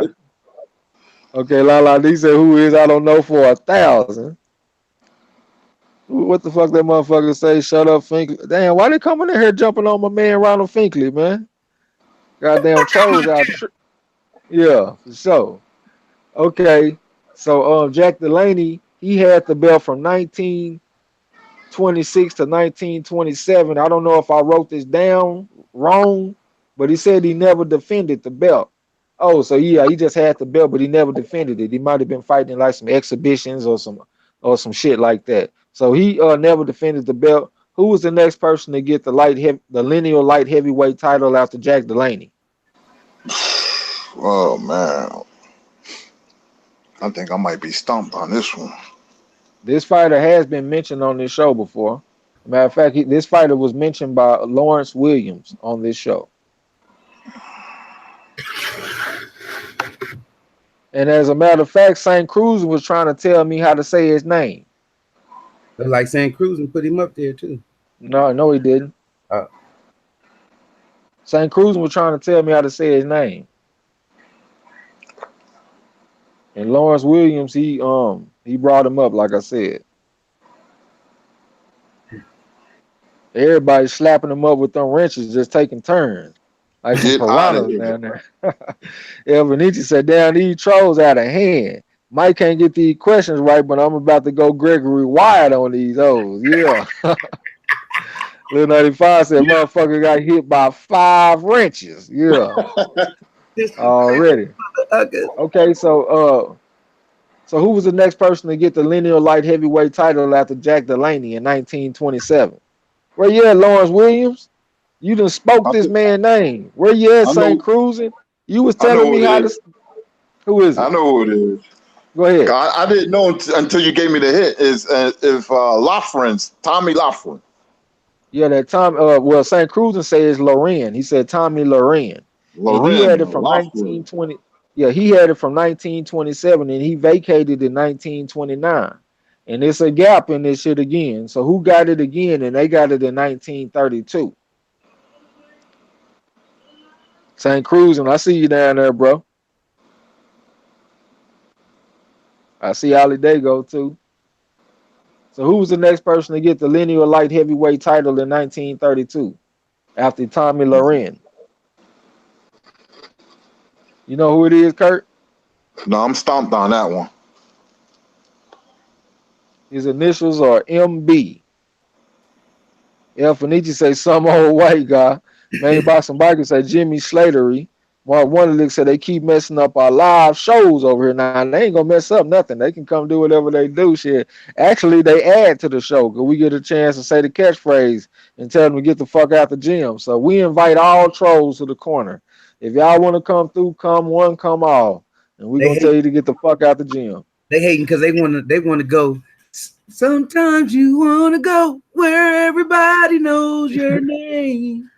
Yeah. Your ass out of here. Okay. Yeah. Ali Dago say Michael Baker.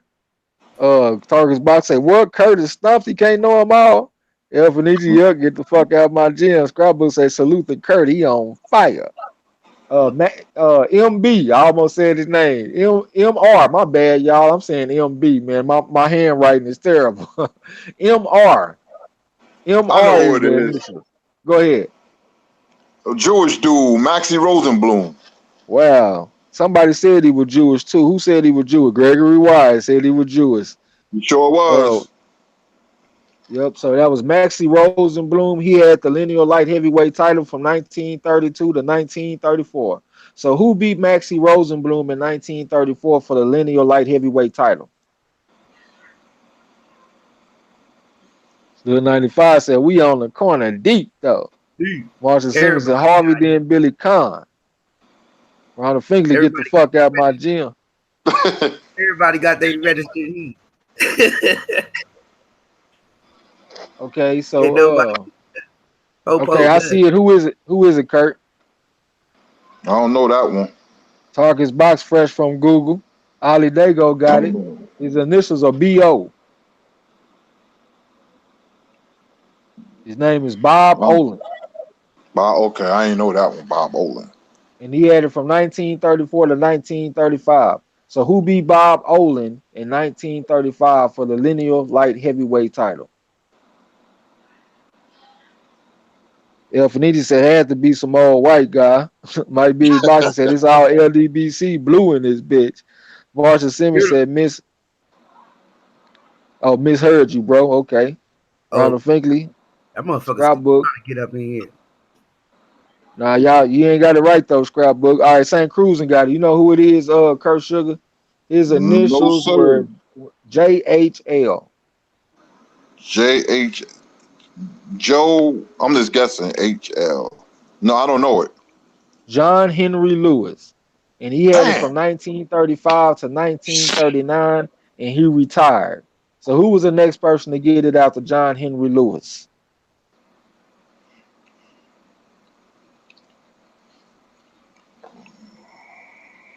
Ronald Finkley. I didn't even see he had the okay. I don't shit. I got to scroll down.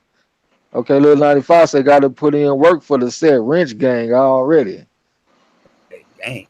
Billy Conn, another Jewish dude. Okay, who you say it is? Kurt, Don't know that one either.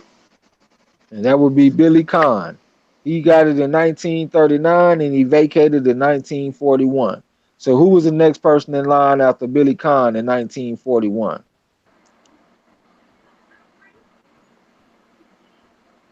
And his initials were GL. Kurt. GL. GL. Main boxing biker say Tiger Jack.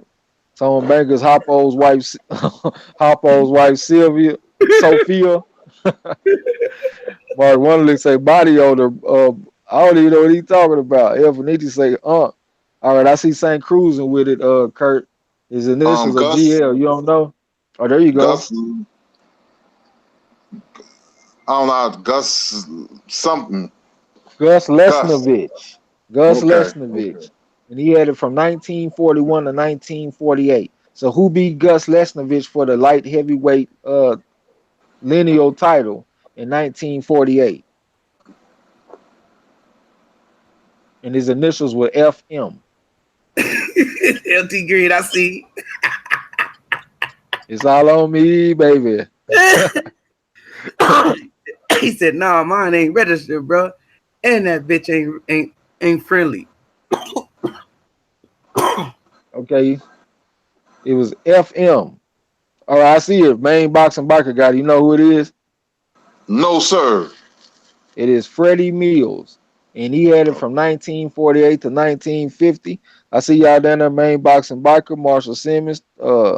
Okay. So 1948 to 1950. So who beat Freddie Mills in 1950 for the lineal light heavyweight title?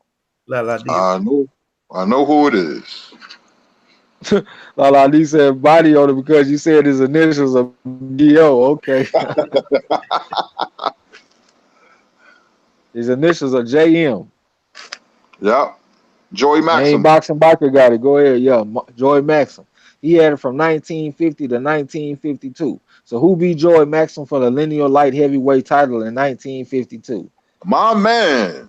You don't want me to say it, I'll give him a chance. Yeah, go ahead. They got it. Archie Moore. Archie Moore. Oh, my bad. I saw Joey Maxim, but I knew y'all know that one probably. From 1952 to 1962. I see you down there, Gregory Wyatt, Tarkus Box. So he had it from 1952 to 1962. Who beat Archie Moore in 1962 for the lineal light heavyweight title? Give him a little chance. I know who it is. Okay. This dude was underrated too. Yes, sir. Yes, sir. We done mentioned him a little bit on this show. Yes, sir. So who beat Archie Moore in 1962? Okay, I see it on the screen. Main boxing biker got it. Who you say it is? And St. Cruz got it too. Who you say it is, Kurt? Harold Johnson. Harold Johnson. He had it from 1962 to 1963. So who beat Harold Johnson in 1963 for the lineal light heavyweight title? See Bracy. I see Bracy down there. I see Tarkins at the fifth. So who beat Harold Johnson in 1963 for the lineal light heavyweight title? Lawrence Williams. Lawrence Williams coming there wrong. Okay, main boxing biker got it again. Who you say it is, Kurt? That would be, they had a good rivalry. Willie Pastrano. Yes, sir. You St. Cruz got it too. That's Willie Pastrano. He had it from 1963 to 1965. Look at that T.O. already. He had it from 1963 to 1965. So who beat Willie Pastrano in 1965 for the lineal light heavyweight title?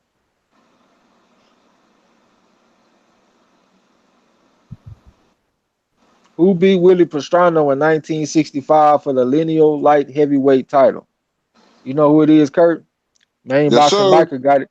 Main boxing biker, you ain't on Google, are you? You know who it is, Kurt? Yes, sir. Go ahead. Jose Torres. Jose Torres, he had it from 1965 to 1966. Who beat Jose Torres in 1966 for the lineal light heavyweight title? I know that one.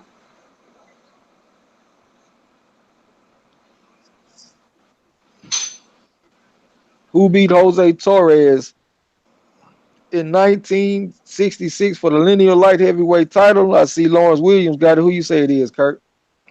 Dick Tiger. Yep, St. Cruz and main boxing biker. Main boxing Marshall Simmons. PP Tiger. Yeah, Pipe Tiger, yeah. And he had it from 1966 to 1968. So who beat Pipe Tiger in 1968 for the lineal light heavyweight title?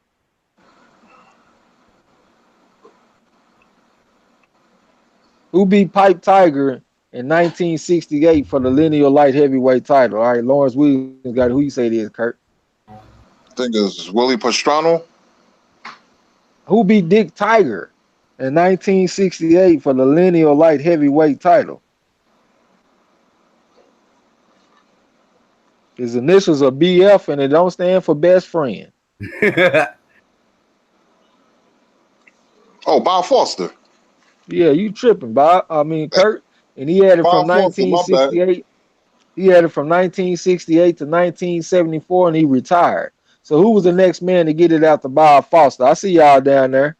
We got Lawrence Williams, Gregory Wyatt, Napoleon, St. Cruz, and Tarkus Box, main boxing biker, Bracy, Ali Dago.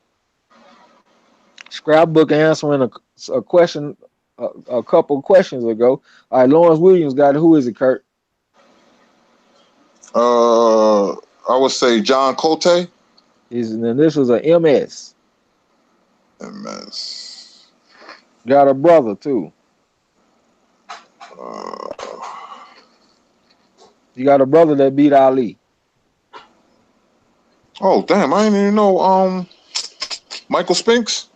Michael Spinks, and he had it from 1983 to 1985 when he vacated. I see Lawrence Williams, Gregory Wyatt, Tarkus Box, Napoleon. All right, I see y'all down there. Tone Banker said, I'm just going to sit in the corner and wait to push in the cafeteria chairs with my special ed ass. I don't know shit about boxing. Like, Cruz, I see him on the Spinks. Okay, so who was the next person to get the lineal light heavyweight title after Michael Spinks vacated in 1985? And it's a big gap too, y'all. It's a big ass gap.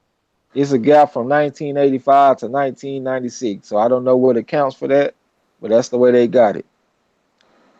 All right, Lawrence Williams got it. Who you say it is, Kurt? His initials are VH.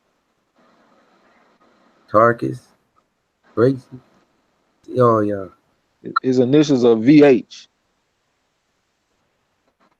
VH. Got his ribs. Yeah, he damn near got his ribs broke fucking around. Well, he did get his ribs broke fucking around with Roy Jones Jr. Oh, Virgil Hill. Virgil Hill, and he had it from 1996 to 1997. So who beat Virgil Hill in 1997 for the lineal light heavyweight championship? TJ Wilkins say Muhammad. Mark Wonderlick said it's Kurt, a robot. He's got all the answers. Darnell. St. Cruz say, yep. Darnell Kirkland, what's up, bro? All right, Lawrence Williams got it. Who you say it is, Kurt? It was Roy. Huh? It was who? It had to be Roy. Well, you know, Lawrence Williams asked us last time, was Roy Jones ever a lineal champion? And the answer was no, so we know it can't be Roy Jones. The guy's initials are DM. DM. Darius Misiszewski. Darius Mikuszewski, and he had it from 1997 to 2003. Who beat Darius Mikuszewski for the lineal light heavyweight title in 2003? LC Green said, when I say on me, bro, I mean on me, not the song, fam. It's an Oklahoma City thing, some set shit. Oh, okay. We thought you were talking about the Trick song. It's all on me, baby. What's his name? Yellow Beezy. It's on. Yeah, Yellow Beezy. We like them Trick songs. You can have whatever you like. He said, don't be gassing me, nigga, because I'm on E, baby. Okay, I see Lawrence Williams got it. You know who it is, Kurt? Nah, let me I have to guess. Okay, Lawrence Williams say Darius Mikushevsky retired. That ain't how they got it on here. But all right, so since he's saying they retired, who do you know the next person? He was one of the Mexicans with three names. JCG. JCG. I know who it is. Juan Carlos Gonzalez. Julio Cesar Gonzalez. Julio And he had it Cesar. from 2003 to 2004. Who beat Julio Cesar Gonzalez in 2004 for the lineal light heavyweight title? And his initials are ZE. ZE. ZE. St. Cruz said you skipped Matthew Saad Muhammad. I didn't, bro. They skipped it. That's why I was saying they got some gaps and stuff. You know what I'm saying? ZE. Tacos boxing. Taco burrito. Yeah. All right. All right. Lawrence Williams got it. You know what it is? ZE.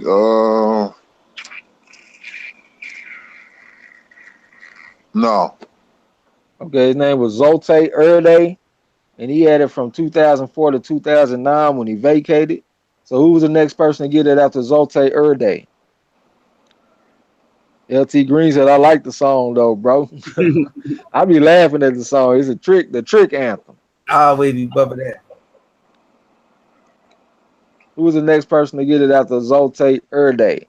All right, I see Gregory Wyatt and Lawrence Williams got it. Who you say it is, Kurt? No. 2009. And this is a JP. John Pascal. John Pascal, and he had it from 2010 to 2011. So who beat John Pascal in 2011 for the lineal light heavyweight title?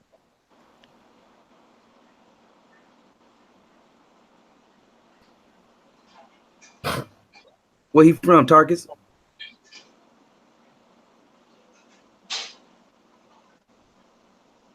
Tarkus Box said whose name starts with a Z? That's Zolt Erde. All right, who you say it is, Kurt? I will Who go beat Bernard John Hopkins. Pascal in 2011 for the lineal light heavyweight title? Oh, that's what he got.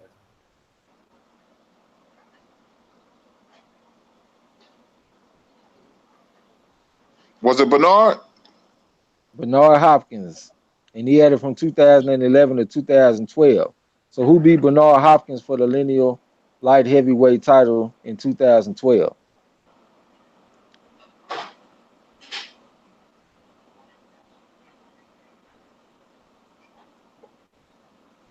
Scrapbook said the rest of these champions were not lineal champions. Take that up with Wikipedia. I know they ain't always right on shit, but that's where I got it from. But for some reason, people like Lawrence Williams and shit is answering these questions. So when I see that kind of shit, I don't know. But who you say it is, Kurt?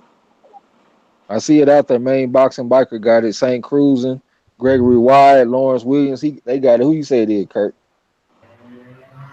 Bernard Hopkins had it.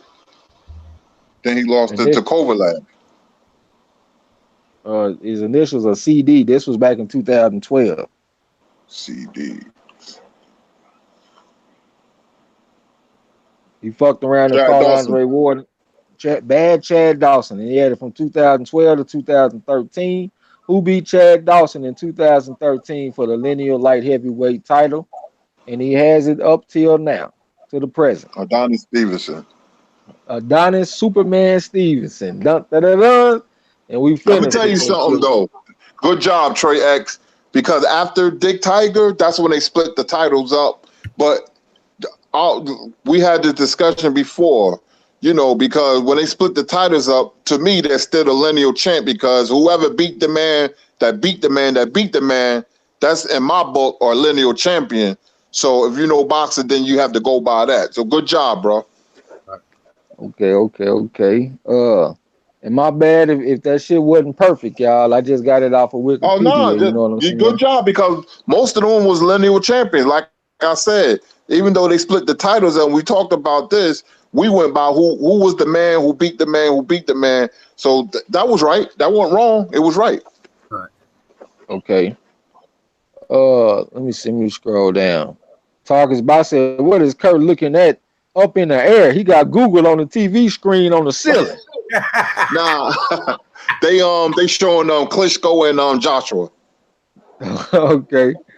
Marshall Simmons said he's struggling. Lawrence Williams said Adonis, but to be real, Ward taps that ass first. You talking about Chad Dawson. And then all right. All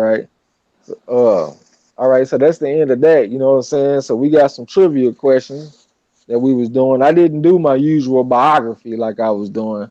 I kind of got Right. some more general questions. And I wanted to get a vote on like who y'all think I should do next, like on the biography. Because I couldn't really find anybody that I thought would be good to do. I know it's a lot of fighters, but y'all give me some names and give me some names of somebody that I can find some information on. Like you tell me I got Biabucci or something, I can't find nothing on him. You know what I'm saying? Hey, I could dig it, Tarkus. I would say Roberto Duran. Oh, that's a good one. All right, that's gonna be my next one, Roberto Duran. We can't do brothers every time, so I'm gonna do Roberto Duran, and that's good too. Oh yeah, let me say this too, man. If my man Marshall Simmons in here. I was looking at his uncle. His grandfather. We just got done doing the light heavyweights, so I got to speak on a special light heavyweight, and that's Ernie Simmons. That is Marshall Simmons' grandfather. He boxed from Mm. 1933 to 1940. You know what I'm saying? His record was 22, 27, and 5, and he only had 6 knockouts, but he was matched tough as a motherfucker, as you about to see. He was a light heavyweight, like I said, and he was from Dublin, Ireland. His opponent's combined record was 1750, 739, and 283. So that's a 63% win percentage, but you got to remember, as often as they fought back then, like they had a lot more losses and stuff. You know what I'm saying? Back when his grandfather fought, and they had a lot more draws because you had the referee judging fights and all that kind of crazy stuff. So if you take Hmm. all the draws off, that's a 70% win percentage. So that's still real good. His opponents averaged 51 fights apiece. You know what I'm saying? So that just let you know how often they used to fight. But in his first fight, he fought a draw against a guy named Phil Green, who was 68, 39, and 19. That was in his debut. Your first fight, Mm. you fight a dude at 68, 39, and 19, and he fought him Wow. to a draw. And then he beat a Wow. dude named Jack Kidd Casey, who was 130, 44, and 14, and he beat him in his third fight. You know what I'm saying? And then he turned around to beat him again in a rematch in his seventh fight. And he lost to a guy named Tommy Farr that was 32, 17, and 14 in his fourth fight, but he avenged the loss in his fifth and the eighth fight. So he beat him 2 times in rematches, you know what I'm saying? So shit, just looking at his story, looking at his box record, I have to say that he went some rounds, he got some wins, he had some draws, took a couple of losses, but he fought against some real stiff competition from the get-go. And as a matter of fact, looking at his box record, that's really like some unprecedented shit. Like you normally see people these days, like they first fight, they'll fight a guy that got a terrible record. Well, this dude here, he came in fighting tough competition from the get go. You know what I'm saying? So shout out to Ernie Simmons. That's my man Marshall Simmons' grandfather. Yes, sir. You're a warrior, bro. Anybody who graced the ring inside the ring, man, you're a warrior. Yes, sir. Yes, sir. Oh man, boxer, you gone? We about to hit the trivia, fam. But I see you got Oh man, he didn't even get a chance to get in on the trivia. good night. That's cold. Okay, let me look. St. Cruz said Duran is a good one. Dick Tiger too. Okay, if I can find some information, I'll put him on the list. Marshall Simmons said, "Do you know Bill Simmons as well? He's a relative." Okay, I ain't never heard of him. Main boxing biker said, "I'm off the bed, y'all. Got to be up in 5 hours to do a 16-hour shift at work. God damn." And then Mm. all right, La La D and everybody saying peace. Marshall Simmons said he started as a booth fighter at the fairgrounds. Would do 15 rounds every day. Hey, Mm. God damn, he a link to the past, man, for real. St. Cruz said Sunday listening will work. So I thought I had some nice little information, but the little documentary and shit that I was looking at, it wasn't as good as I thought it was gonna be. So I'm gonna have to find a better one. Fanichi say peace might be his boxing. Say yes, sir. Marshall Simmons said, do you know about booth fighters? No, sir. I don't know anything about booth fighters. Main boxing biker said, I'm gonna listen to my eyes closed. All right, bro. Scrapbook boxing say great drive. Appreciate that shit. Targets box said, do that shit. That's my joint. What are you talking about? Oh, I guess don't nobody know. So we're gonna jump in on the trivia. So you go ahead and get the first trivia question, bro. All right. This boxer made his pro debut in 2013 versus an 0-4 opponent with all 4 losses coming by stoppage. 3 years later, he became IBF junior lightweight champion by beating a 22-0 fighter in the 7th round by knockout. Who is he? I see we got 24 watching, 35 likes. Appreciate that shit. Appreciate it. Hit the like button. Peace. Napoleon Armstrong. I see you, fam. Who you think it is, big bro? I don't know. Devontae Davis. Javante Davis, thank. I see Lawrence Williams, Chef got it too. Okay, all right, Scrapbook. I see you said I would like to see you do Alexis Arguello. That's a good one. Okay, I'm gonna write that down. All right. Check this out. This probably easy. Who is the only 5-division lineal champion in boxing history? Give him a chance, Kurt, and then I'm gonna come to you. Who is the only 5-division lineal champion in boxing history? Tony McCray said, wow, I'm stupid. No, you ain't dumb, bro. Hell no. Okay, Napoleon Armstrong, El Fanici, Lawrence Williams. Who you say it is, Kurt? Floyd Mayweather. It is Manny Pac-Man Pacquiao. Ah, damn. Gracie one said it, Richard Marshall Simmons said, thanks, I'm going to still get you, hold on. It was €5 if you want. Hold on. Anyone could challenge and crown to watch 4 rings going on at the same time. I'll get you all types of challenges. Okay, you talking about that booth fighting. All right, that's what's up. That's what's up. All okay, right. hold on. Go ahead. All right, this boxer is a southpaw with a record of 19-0, 16 KOs at super featherweight. Between 2015 and 2016, he scored 5 consecutive first-round KOs. He also won the WBA title and dedicated it to the victims of Hurricane Maria in Puerto Rico. Who is it? Yeah, Vanici say, shit, I'm going to listen till I throw up and fall asleep in some coochie. All right, bro. Yeah, Vanici said, yeah, I got one right. I'm in this thing already. Tony McCray said, congrats, people. We stumped the Kurt. Get up. Nakoto. All right, this boxer is a southpaw with a record of 19-0, 16 KOs at super featherweight. Between 2015 and 2016, he scored 5 consecutive first-round KOs. He also won the WBA title and dedicated it to the victims of Hurricane Maria.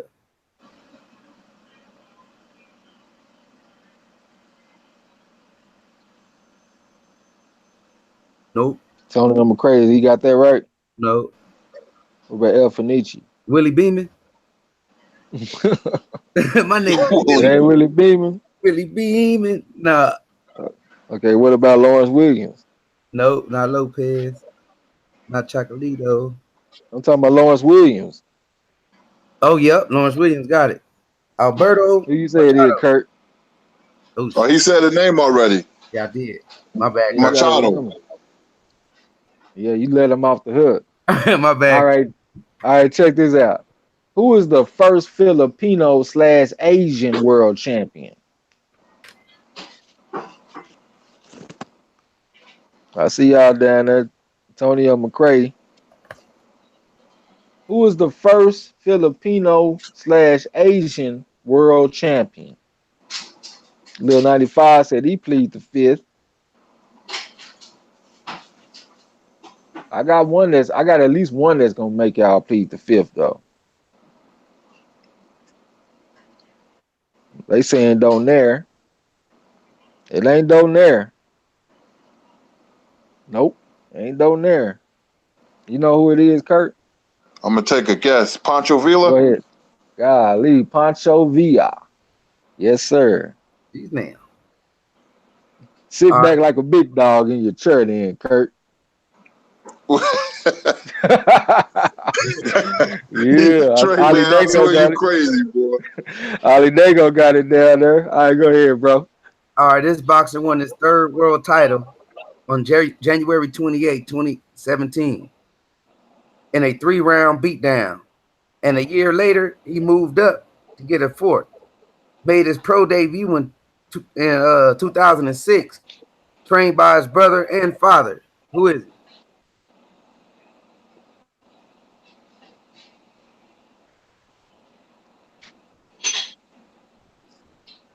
Not Bud. Yep. Ali Dago got it. Lawrence Williams. Okay, LT Green said his brain bending drain. I see main box. Chef. Okay, Who you say? I got a. Who you say, big bro? Read the question again. This boxer won his third world title on January 28, 2017, in a 3-round beatdown. And a year later, he moved up to get a fourth. Made his pro debut in 2006, trained by his brother and father. Who is he?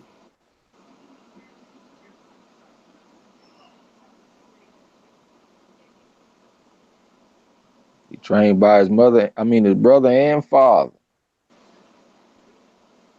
And I would say he was an opportunistic son of a gun.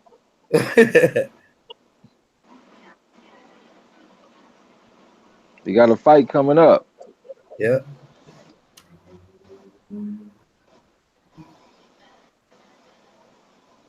California too.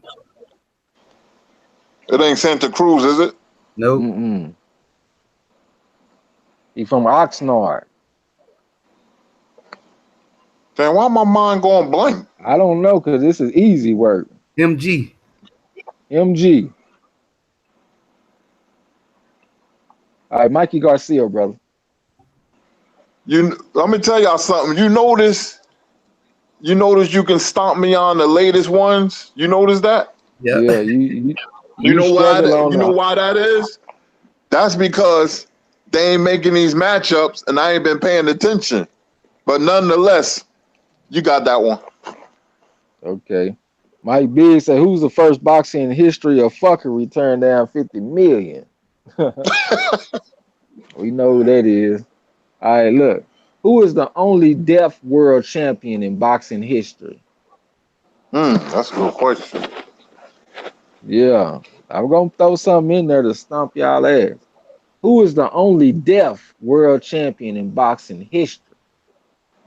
The first, I ain't talking about deaf like the 80s. I'm talking about the motherfucker couldn't hear. Who is the only deaf world champion in boxing history?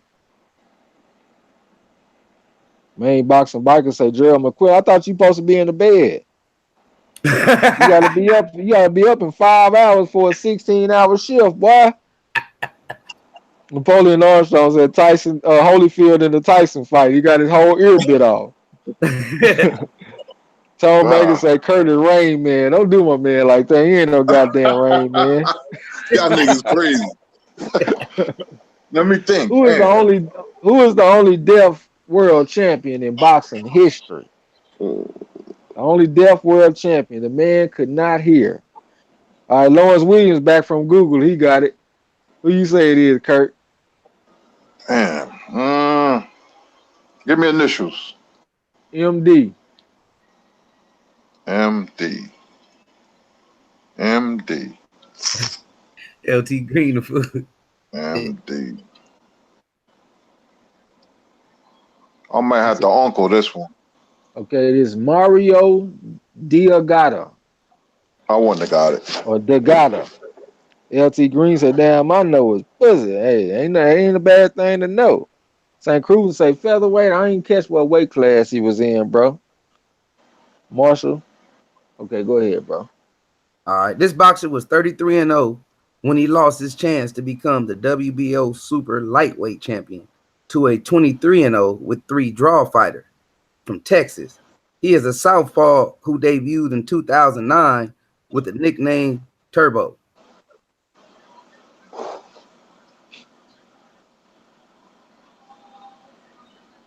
Lawrence Williams. You got it already. Yeah. Who you say it is, Kurt? I'm stomped, bro. For real talk. He just got his ass whooped by Maurice Hooker. Oh, that's Flanagan then. Terry Flanagan. Okay. Who is the first Hispanic world champion in boxing history? Y'all be knowing all that shit about the brothers. Let's see if y'all know something about everybody else. You already got one with your Pancho Villa. Who is the first Hispanic world champion in boxing history? All right, let me see if they can get it, and I'm Wow. gonna come to you, Kurt. Mm-hmm. Lawrence Williams got it wrong. First man to get it wrong. This gonna stomp y'all ass right here. Bracy say Jose Sanchez. El Finiti say Chavez. Who gonna be the first one to go to Google? Main boxing biker say Juan. That man wild. Moody Trade Weather, what's up, bro? Trey Weather in the building. What's up with it, fam? What's going down? Ali Dago say Lopez, no sir. Lala D say Benitez, no ma'am. Marshall Simmons say Pacquiao, no sir. Who is the first Hispanic world champion in boxing history? Mark Wonderlick said Julio Cesar Chavez Sr. St. Cruz and say no Google allowed. Hey, you know rules are meant to be broken, is what they say. They gon' Google. We'll Google. Who you say it is, Kurt? I'm gonna take a guess. Sixto Go ahead. Escobar. Nope. Y'all give me an uncle if y'all give up. I'm gonna guess six. No, not Sixto Escobar. Gracie say Guadalupe Hernandez, Marshall say J-Lo. Mike Big say Juarez. Lawrence say Alfonso Gonzalez. Lala D said the original Kid Chocolate. St. Cruz say Pancho Villa. No, that was the first Asian world champion. Give me an uncle, man. Matter of fact, I'll give y'all his initials. His initials is AB. You know, always balling. A You know, AB. B A B A B. Marshall Simpson. Some people are googling too quick. Chef say Rodriguez. A B. I knew this was gonna get y'all when I Damn, wrote I want this to shit. answer this more bad as hell too. A B. Okay, Lawrence Williams got it. AB. Alfonso Brown. Panama Al Brown. I know that And name too. Damn.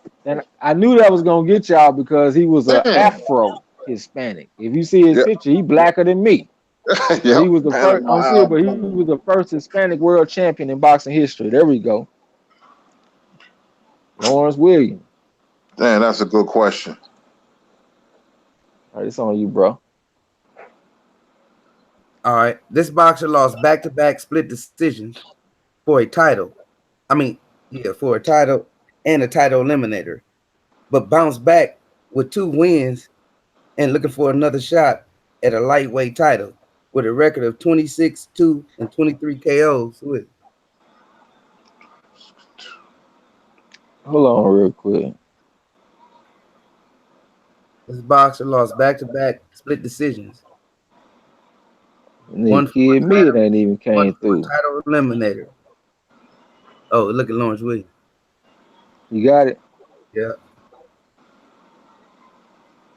Lawrence Williams don't even give you a chance to do nothing. Gary Russell. Ain't No.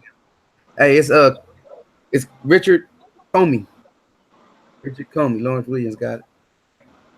Lala D said no, his complexion didn't get us. His last name did. I see Darnell. Hold on, I want to ask Lala D something. Lala D, who's going to win the World Cup? I got Belgium. Who you got? Go ahead, Trey. Okay. Who was the first world champion to retire undefeated? Yeah.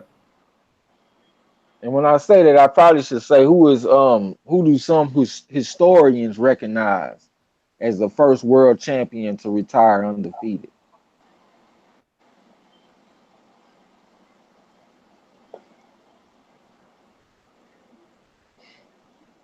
Who do some boxing historians recognize as the first world champion to retire undefeated? They saying Rocky Marciano. Nope. Tom That was too Baker. obvious. I knew that wasn't it. Lala D said she Undefeated. won't France, but she gonna go with England. She said she want to bet something too. Champ Ross in the building. What's happening, fam? Champ Ross, what's up, bro? Daryl, Daryl Carpenter, what's up, homie? Carpenter in the building. What's happening with you, fam? Everybody's saying Rocky Marciano, but it ain't. Wow, undefeated. You know who it is, Kurt? No, sir. I'm thinking real hard. Give me one second. Cruising say Gene Tunney, but Gene Tunney, he was beat by Harry Greb. Yeah, and we learned that on the corner. We learned that on MARLO'S corner. But this dude initials is JB. JB. Last time we had AB, you know. JB. This time we got JB. Just bullshitting, but it's still JB. JB. Uncle, man. You gave me an uncle. Moody Trayweather got it. Fresh off of Google. How the hell you know that, boy? He said, Daryl Carpenter said, what's that? And the fellas coming all the way from Upper Marlboro, Maryland. Much love to the church. Yeah, appreciate you coming through, homie. Shout out, fam. Salute. All right. I see Antonio McCray got it too. Bracy got it. Who you say it is? Oh, you said Uncle already, huh? Yeah. Bracy said, did I say his name? Jimmy Berry? Remember that? I wouldn't have got it. Nah, Jimmy Berry. Yeah. Crying, it was raining, but you gave it to me. That's what Bracy said, John B. Yeah, that John B. He had another one too. I can't remember the main one he had though. Something, you're my angel or something. You're my angel. Nothing's gonna make you fall from heaven. I just wanna love you. All right, yeah. Don't listen. All right, go ahead, bro.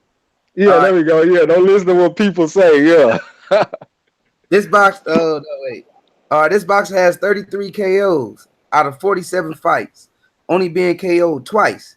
He has won titles in 4 weight classes, winning his first in 2003, and his first loss came in 2008. Who is he?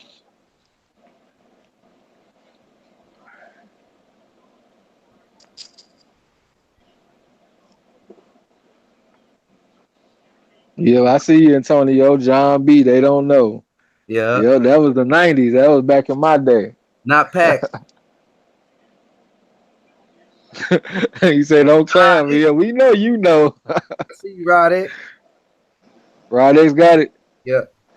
Who you say it is, Kurt? Mark Antonio Barrera. Nope. Lil 95 must have been got somebody say, listen to this. Listen to this nigga. Yeah, it was Miguel Cotto. Lil 95 was good. All right, this is an easy one. If y'all been on the corner, y'all know this one. So give him a chance, Kurt. Who was the first black world champion in boxing history? Who was the first black world champion in boxing history?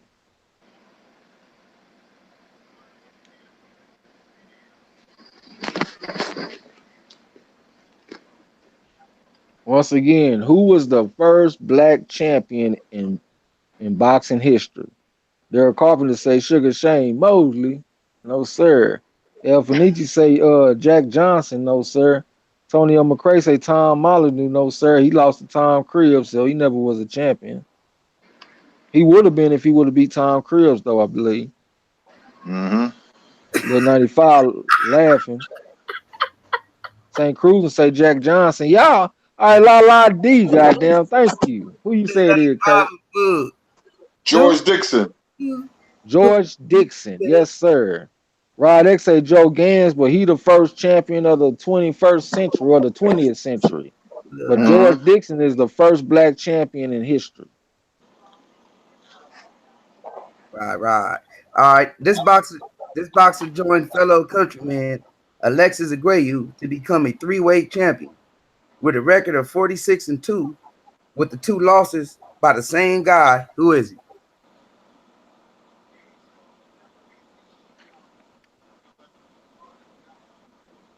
This boxer joined fellow countryman Alexis Aguayu to become a three-weight champion with a record of 46-2, with the 2 losses coming by the same guy. Who is it? Oh, yeah. I see you, champ. Okay. Roman Gonzalez. Chocolito. Okay. Who is boxing's first widely recognized lightweight champion? Who is boxing's first widely recognized lightweight champion?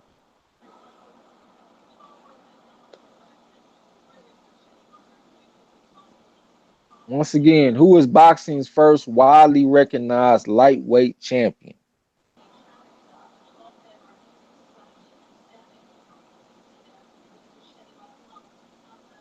Let me get something, y'all. Don't just sit there on your boy. Let me get an uncle or something. All right, Antonio McCray say Willie Pep. No, sir. He came with somebody, though. Brayson say Unc. St. Cruz and say Benny Lillard. No, sir. Not the ghetto wizard. Not this time. Little 95 say Sugar Ray. Nope. Lightweight. Antonio McCray say Uncle Ben. That's 3 nope. Not Henry Armstrong. Who you say it is, Kurt? I will go with Joe Gans. Nope. That was this guy's initials is KL. KL.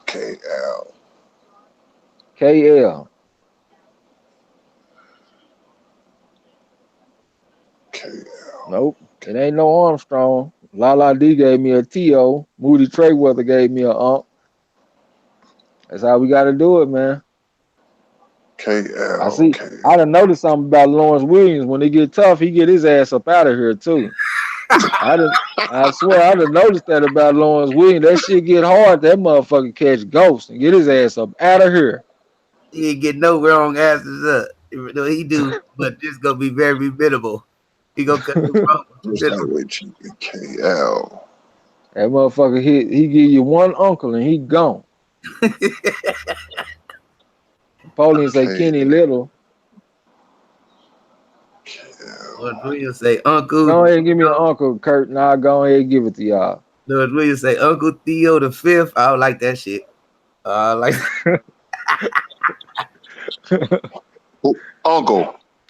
Kid Levine. Oh, I sang Cruising between that. Kid Levine. I see St. Cruising. Okay. Yeah, Benitez said his Lawrence acting like Ortiz. Yeah, when it get hard, he quit.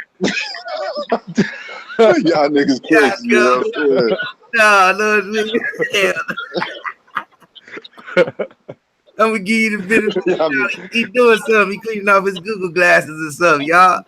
He'll be back talking about Muhammad Ali. Yeah, nigga, we all know them Ali questions. CJ, what's up, bro? So good and fair. Lala said his heart can't take 2 uncles. All right, they got mine, Marlo. It's all you, bro. All right. This boxer is a 3-weight world champion with a record of 16-0, 14 KOs at bantamweight, with the nickname The Monster. Who is he? Kid Mid in that's my man. That's my man right there. I don't say Kid that. Mid, what's up, bro? Kid Mid, what's good, Kid Mid? Let's hit him up. And Cruiser said these are hard. Yeah, see, we got to get some Theos in here. Hey, look at Tone Bangers. He in the league with everybody. Get him, Tone. Yep, Inoue. Noya Inoue. Yep. All right, check this out. I see you, CJ. Who was the Camp Ross? Think Cruz? My bad. Go ahead, bro. Okay, check this out. Who was the first light welterweight champion in history? Who was the first light welterweight champion in history? I got some easy ones too. Tone As a Bangers. matter of fact, we're gonna close out on some easy ones. This might be the last hard one. This is second to last hard one. All the rest of them are gonna be easy. Tony McCray said, "Show me favor, Jesus." he go Marshall Simmons said Lawrence Williams took some step aside money on trades. Yeah, Benitez said, "Damn, can I ask Kurt Sugar now? We gonna do it?" Kid, me, you like that, bro? the shy brother. Rod X say Griffin. All right, Ronald Finkley got it fresh off of Google. Who you say it is, Kurt? I don't know. Give me the initials. Hold up. PM. PM. Yep, you make you lay it down like PM. Go to sleep.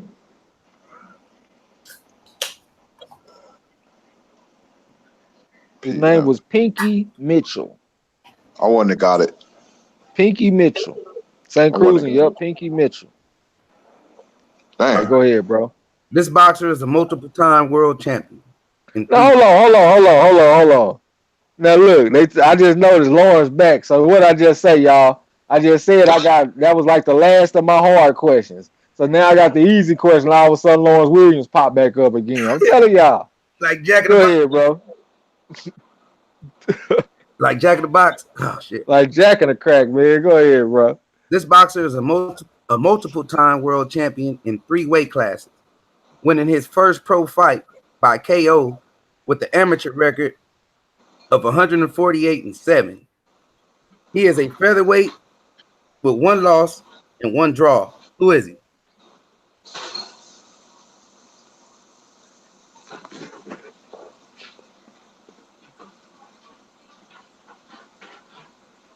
This boxer is a multiple. I appreciate everybody hit like too, y'all. We got like 29 people and got how many likes? 39 likes. Appreciate that shit. Yeah, man.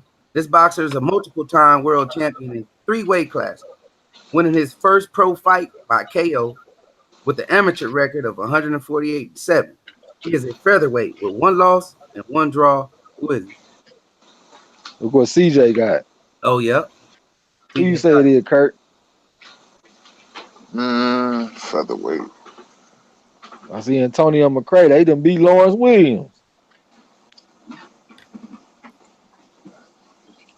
Hey, CJ been waiting to get some time to bust up in this thing, man.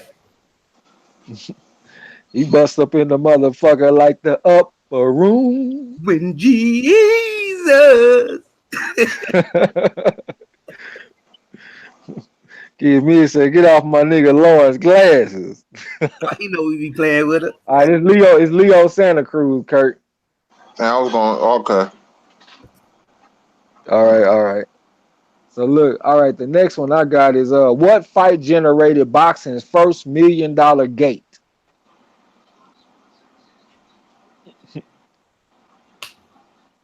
Marshall Simmons said, you got to pay Lawrence Williams again. Trey, get your checkbook out. Your idea. I take step aside money, but I ain't giving it. I ain't laying it. El Fenici in the upper room. Tony McCray said, won't he do it? I say. Yeah, all right, Lawrence Williams got that one. Shit. He said, yeah. He back in effect. Who is it, Kurt? What fight generated boxing's first $1 million gate? I would say, take a guess, Dempsey and Carpentier. Yep, and I got to give it to your head of Lawrence Williams because he just came with one name, and you came with both fighters. Dempsey versus George's Carpentier. Yes, sir. All right. This boxer is a 15-time national champion. He is a super featherweight pro. Super featherweight with a pro record of 15-0, 13 KO. And his nickname is The Flash. Who is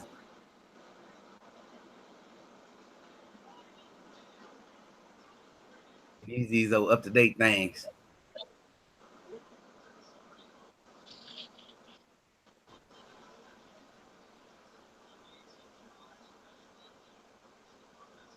Nope. This boxer is a 15-time national champion. He is a super featherweight pro with a record of 15-0, 13 KOs. Look what Lawrence Williams got. Flash. Yep. Lawrence Williams got it. Antonio McCray say one time Lawrence Williams. Who you say it is, Kurt? The Flash. Yep. He took a picture on Twitter or Instagram in a Flash suit, and that's how he got his name. He's known for keeping his goddamn chin in the air too much. I know and he who lets it is. Yeah. Go ahead. I hate him too, Ryan Garcia. Yep. Okay, why y'all hate the young brother? No, I'm fucking with you. It's something, yeah. I just don't like something about him. I don't like how they try to force that new golden boy shit on us. Let us decide if he the new golden boy or not. Don't tell me what he is. Let me make up my own goddamn mind. All right, that's the only problem I got. But all right, my next question is, who was the first? What's that? Sandra Brown. I just hit her up too. Okay, look. This is an easy question. Who was the first 3-division world champion? Aha! Aha! Who was the first 3-division world champion?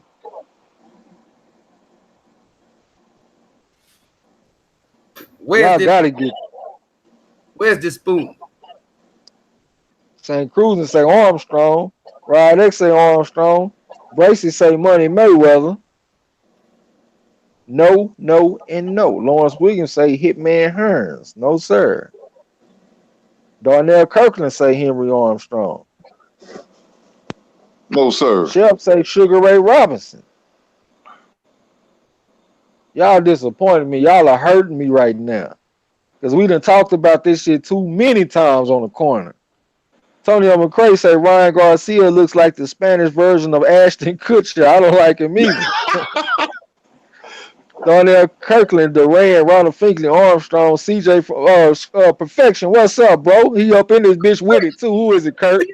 Bob Fitzsimmons. Bob Fitzsimmons, yes, sir. Bob Fitzsimmons, the first ever 3-division world champion in boxing. It was a bad white boy, I'm telling you. Hey, if you a bad motherfucker, tell me who he beat to win his 3rd championship. In the 3rd weight class.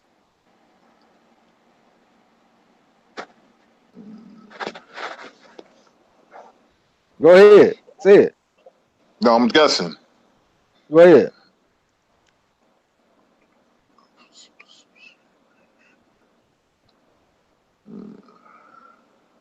It's the dude that beat John L. Sullivan. Oh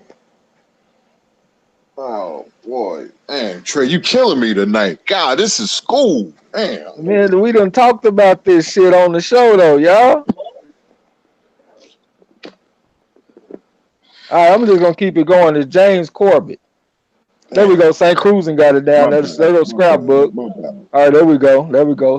Yep, James Corbett.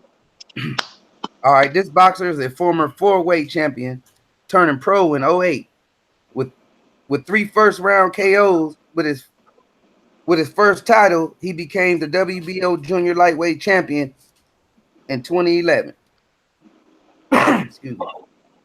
This boxer is a former 4-weight champion, turning pro in 08 with 3 first-round KOs.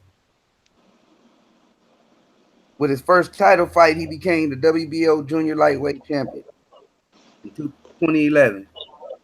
Perfection. He like the Phantom of the Opera. He just post up and swoop in when he necessary, when he needed. I see you, Rod. Oh no, that's La La D. La La D in the building. La La D. AB, you know. Always ballin'. You know. Okay. We got my 2 last questions are easy as hell, y'all. Who is the only 3-time lineal heavyweight champion? These my last 2 questions. Who is the only 3-time lineal heavyweight champion? Y'all got to know this one because we just been doing all the lineal stuff lately. I see it too. Who is it, Kurt?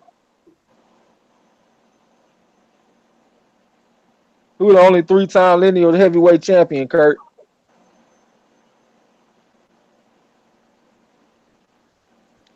Kurt Sugar. Well, shit, y'all got it, man. It's Ali. Boomba. Go ahead, bro. All right, this boxer is a former 2-weight champion, light welterweight and welterweight, with a record of 27-4-1 and an amateur record of 300 wins and 10 losses. And all this under Kevin Cunningham. Who is he?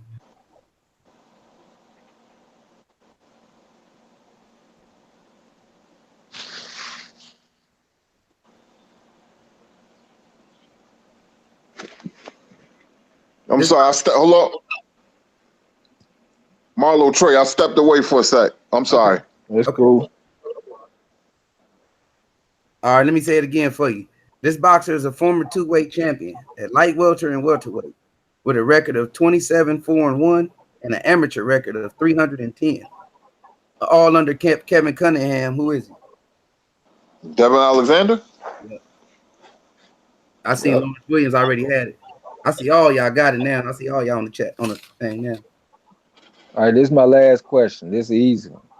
Who is the first lineal heavyweight champion ever?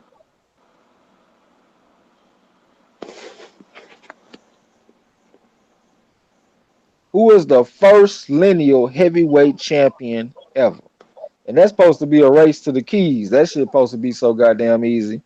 Marshall Simmons talking about Lomachenko. Who was the first lineal heavyweight champion? There we go, Lawrence.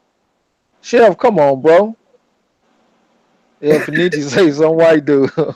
Rod X, I see you. I see you.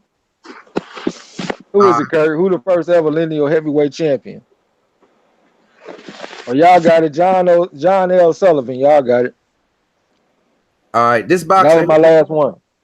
This boxer held the WBC lightweight title in 2014 with only 40 amateur fights. His pro record is 27-0-1, 19 KO. Competing at light welterweight from Velasco, Texas, made his debut in 2008.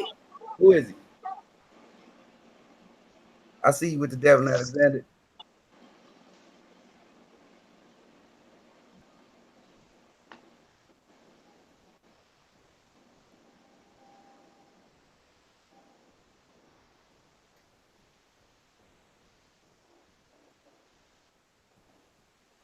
Hold on, I'll be back.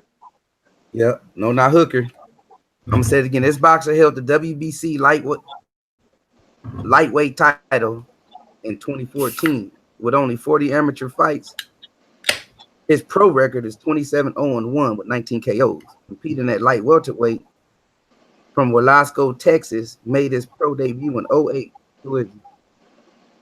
Look at Tone Bangers. Let me see if somebody else got it before you know. Tone Bangers got it. Omar Figueroa.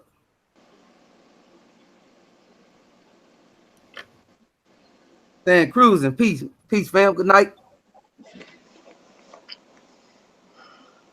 All right, here go another. This boxer won the IBF welterweight title in 2013 with a record of 28-2-1 and an amateur record of 276-14, having fought at welterweight and light middleweight with his last loss on June 25th, 2016.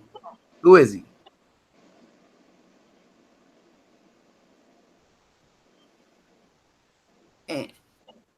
I see you, Lawrence Williams. I see you. Chef. La D. I see all y'all. Here go the last one. This boxer is a former WBA international champion with a record of 32-2-1. With his last loss to Brian Castano and just And he just won the WBA title eliminator over Juan Vera. Who is he? It was Porter. Sean Porter was the last.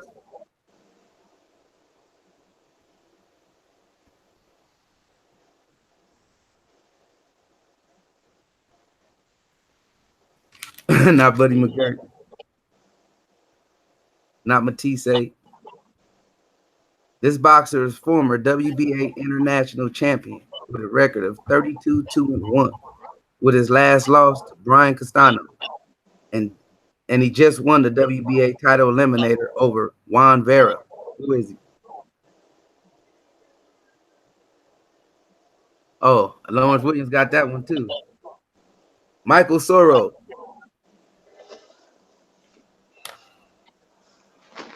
Michael Soro. Good shit, y'all. Lord, Kurt. What's up? Oh, there you go. You back. That was the last one. I heard it. I had to go away real quick, but I heard it. Okay. I see Floyd.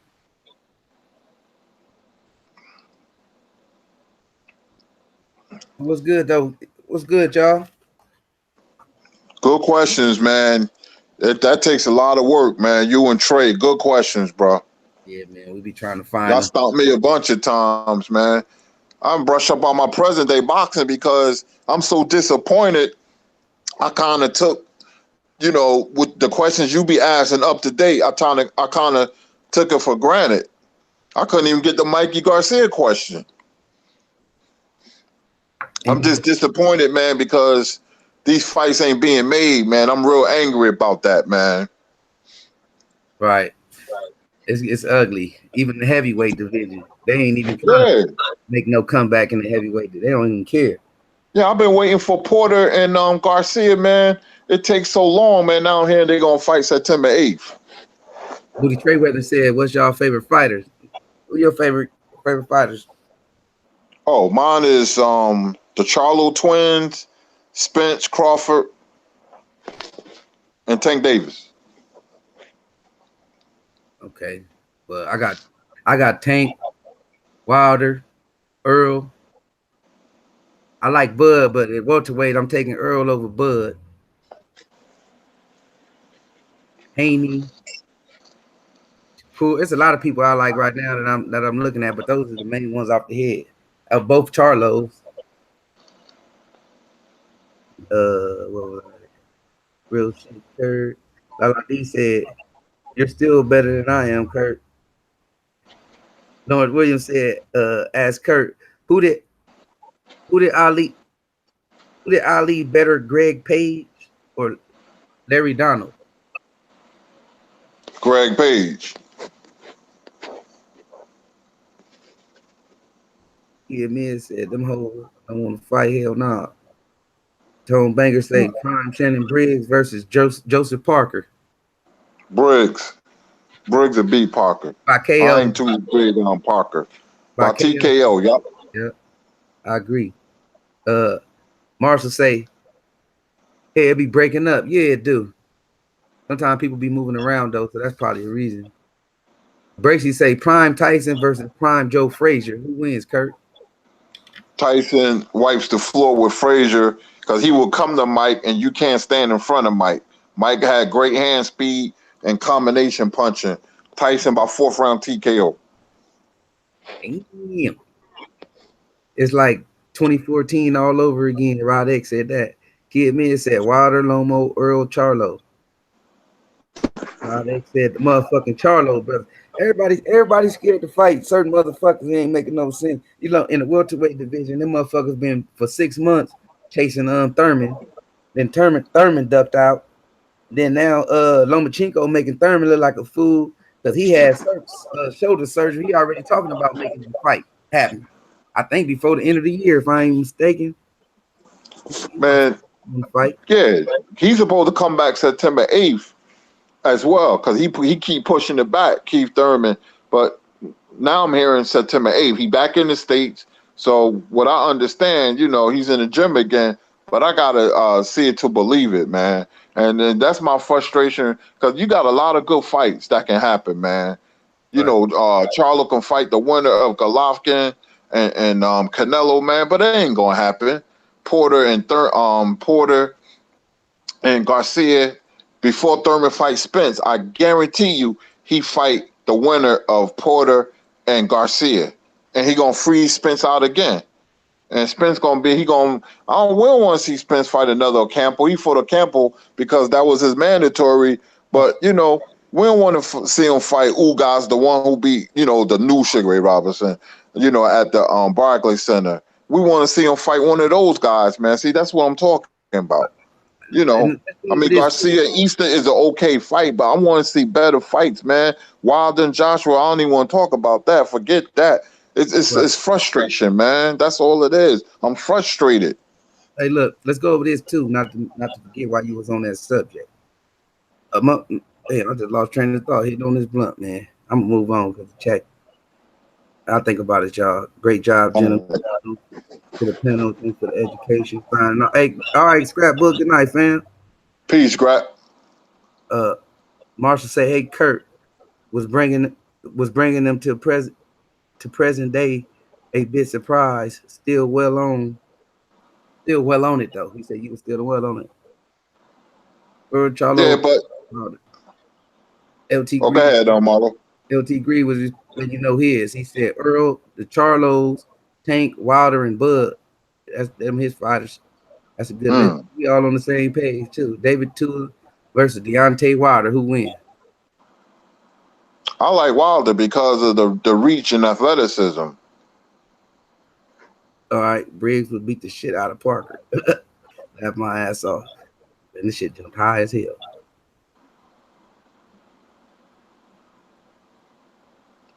Yeah, but I want to see. I like Anui too. I want to see him and Tete.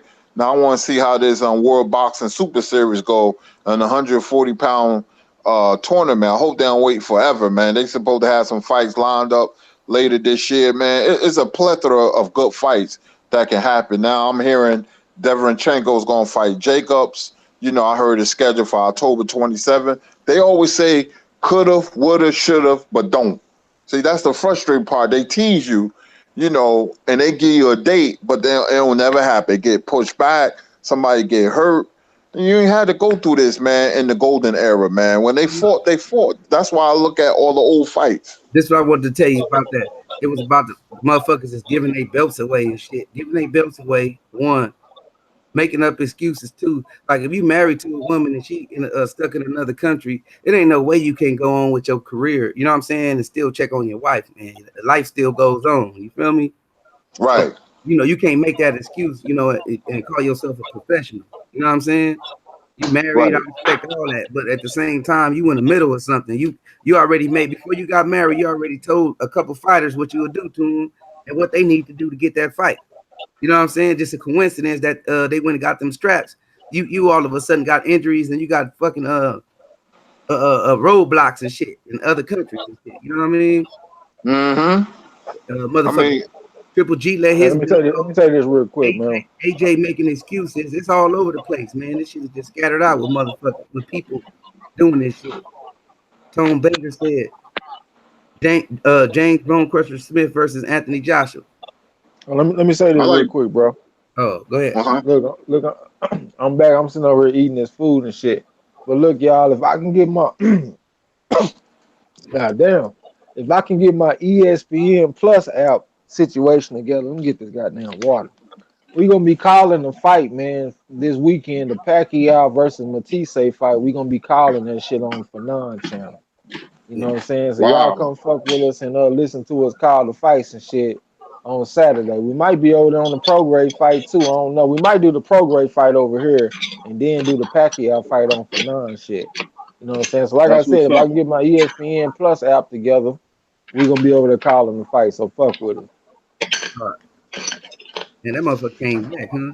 All right, Tom Bankers, you didn't answer that one about Bone Crusher versus Anthony Joshua. Oh, I like Bone Crusher. All right.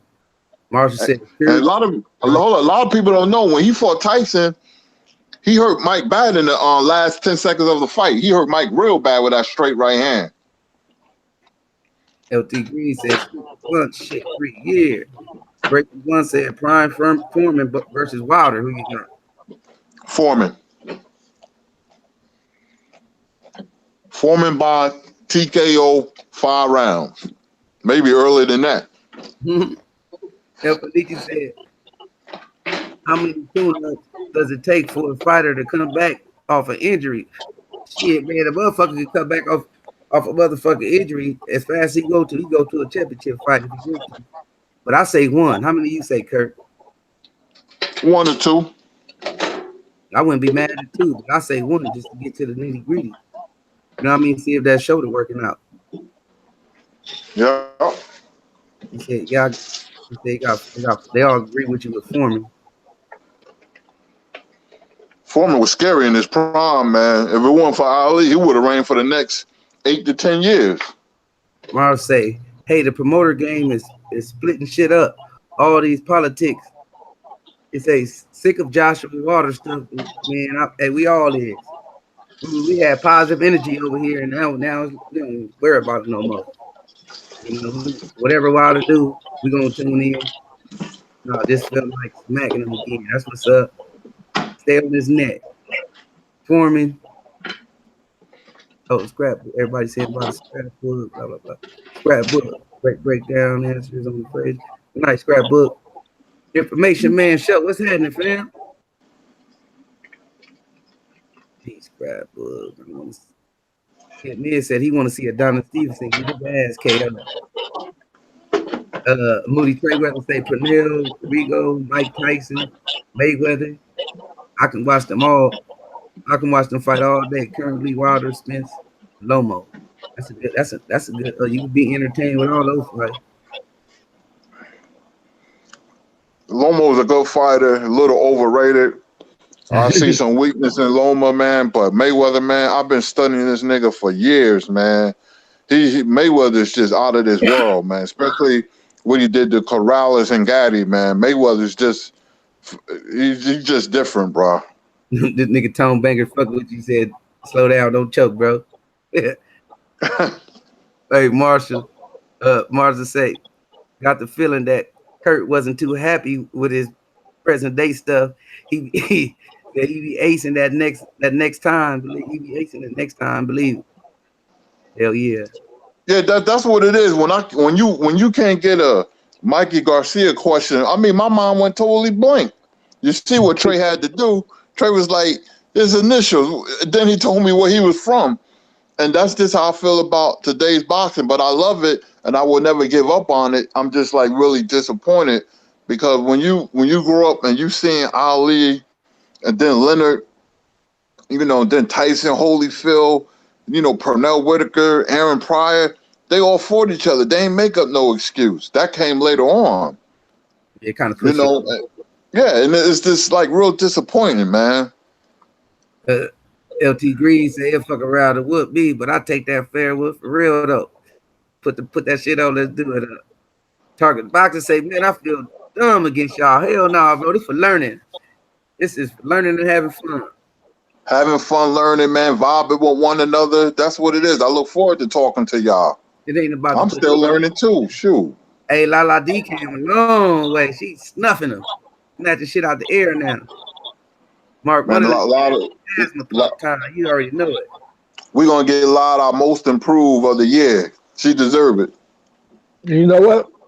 That brings up a good point. So I ain't gonna be teasing Lala no more. So when y'all speak to Lala and shit, I ain't gonna tease her no more. And the reason that I feel this way is because she a serious boxing person. Like she often here trying to really learn this shit, and she often here kicking it with us hard on this boxing. So Right. shit, I'm gonna just start treating her like the serious boxing fan that she is. You know what I'm saying? So Yeah, if y'all speak to Lala, I ain't gonna say nothing, but don't take it too goddamn far now. You know what I'm saying? But I'm gonna chill though. Hey, Kurt. Lawrence Williams said, "Kurt, how good was Lonnie Bradley?" He was real good from Harlem, New York. He was the WBO champion. but I believe he had an eye injury. But he had talent. He had talent. He was good. Things just didn't work out for him. And that's the boxing game. It was a lot of potential good fighters or great fighters. Look at Howard Davis Jr. He won the Val Barker Award for Best Amateur '76. The Spinks brothers and Sugar Ray Leonard. But when he turned pro, he couldn't just get it together. He had a very weak chin. Some fighters just don't pan out. But Lawrence Williams, Lonnie Bradley was a good fighter. The perfections say Foreman is a phenomenal. Even in his old age, he was trouble. Let me tell you something, man. Go ahead. Foreman was the strongest fighter I ever seen. Look what he did to Frazier and Norton, man. That's why people was actually scared. Even in Muhammad Ali's camp, they didn't think he was going to win. They didn't. I don't care what they say. His brother, even his own wife, they didn't think he was going to win. They thought he was going to get murdered. Ali was a 7-1 underdog against Foreman, maybe, wider than that, and he pulled the upset. Hey, Marshall. Hey, y'all ain't gotta just ask boxing questions either. Y'all can ask whatever. Kurt Sugar know everything. Movies, all that music. Hey, Trey, thanks, man. Hey, Marshall Simmons he said he used to watch Eddie Hearn videos regularly. He said he lost faith lately. You see that little cowardice in his ass. Man, this shit keeps up. I'm late. Ike Buche versus Ernie Shavers, Kurt. Whew. I would go with Bucci because when Shavers didn't knock you out, he got real tired, man, became real sloppy. And sometimes you could just tap him, he'll fall. Because it takes a lot of energy to throw big punches and miss them, and he used to do that a lot. But if he catch Ibuchi, it's all over. But that's if he catch Ibuchi. He was more athletic and graceful. Turkish Box say, y'all boys be easy. I'm out. Leaving like a chump. Never that, champ. Never that. Good night, fam. He said, I'm not big on Mayweather like that. My personal opinion. It's all good. I ain't big on the cat out the ring, but in the ring, he was special. So Mayweather is an ego-driven, narcissistic type of guy. All the attention has to be on him. He the type of nigga, if you go out and get a $50,000 watch, that later that afternoon, he'll go out and buy a $100,000 watch just to top you. That's who he is, out the ring. But in the ring, Money Mayweather was about business because of Al Heyman, where he left Arum and went to Showtime. That was all about money. I don't blame him. But Pretty Boy, special, man. Oh, well, I'm taking Joe Gans over Pretty Boy Floyd. We're going to start giving you a breathalyzer test before you come on the show, Kurt. Hey, hey, Trey, man, listen, I'm sober. And I respect Joe Gans. I respect the history, man. I really do, man. But I'm real big on Mayweather, man, because I studied this boy for over 20 years, man. And, I was more impressed with him when he got hurt against Corley, because he was hurt a couple of times against Corley. His nose and mouth was bleeding against Emmanuel Burton. Plus, he was shook against Mosley, and he fought his way out of it. So he's the smartest fighter I ever seen. Then Ali, then Leonard. Yeah. So we got I was just teasing you. I know. I'm not big on Mayweather like that, in my opinion. Oh, Marshall say, so do you think that Floyd would do MMA? Hell no, Floyd would get murdered. He'd be stupid to do something like that. Look what happened to James Toney. All fighters should stay away from the circle. I don't want to see them embarrass themselves. Look what Ray Mercer did, though. Huh? Look what Ray Mercer did, though. He knocked out that motherfucker Tim Sylvia. Timber. Hey, El Fanichi say, Trey X, put DJ, yo, what's up, bro? El Fanichi say, Trey X, put the cape away. That's what I just did. I locked it up in the trunk. But if y'all niggas get out of line, though, I will break it back out, though.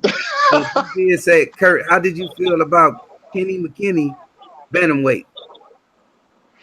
Kenny McKinney, man, good fighter, gave it his all. He had a great fight against Junior Jones. That was a Rock'em Sock'em Robot fight. And he was on the first fight on HBO Boxing After Dark. He lost against Marco Antonio Barrera. That's an all-time great fight that we never discussed. I like Kennedy McKinney. He had a great right hand. Good fighter. DJ Yo in the building. Okay, Rod X say, did Tyson duck Foreman? Nah, people say he did. Nah, he didn't duck for him. They just didn't fight. People got to realize, man, it's not easy putting together a big fight. But I would have loved to see it. I mean, Foreman was calling him out and calling him out a lot. It just didn't happen. Tyson would have beat him. I see Tom Banger say that's why Ali on. But I'm gonna read your shit anyway. I don't. Hold on real quick. And Lawrence Williams, man, I'm gonna have to get you back up here, bro. My bad about last time, but we're gonna have to get you up here for one of these ass Kurt Sugars. You need to be in here giving your input too. I don't give a damn if your Wi-Fi signal sound like you popping popcorn over there. I want you to be on the show again. That's right. And that's Peace. 100. That's right. All right, Kurt. I ain't gonna say shit. Kurt, what do you think of this? Is Napoleon Armstrong. Kurt, what do you think of I'm in Mayfield? I grew up with him. New Brunswick, New Jersey.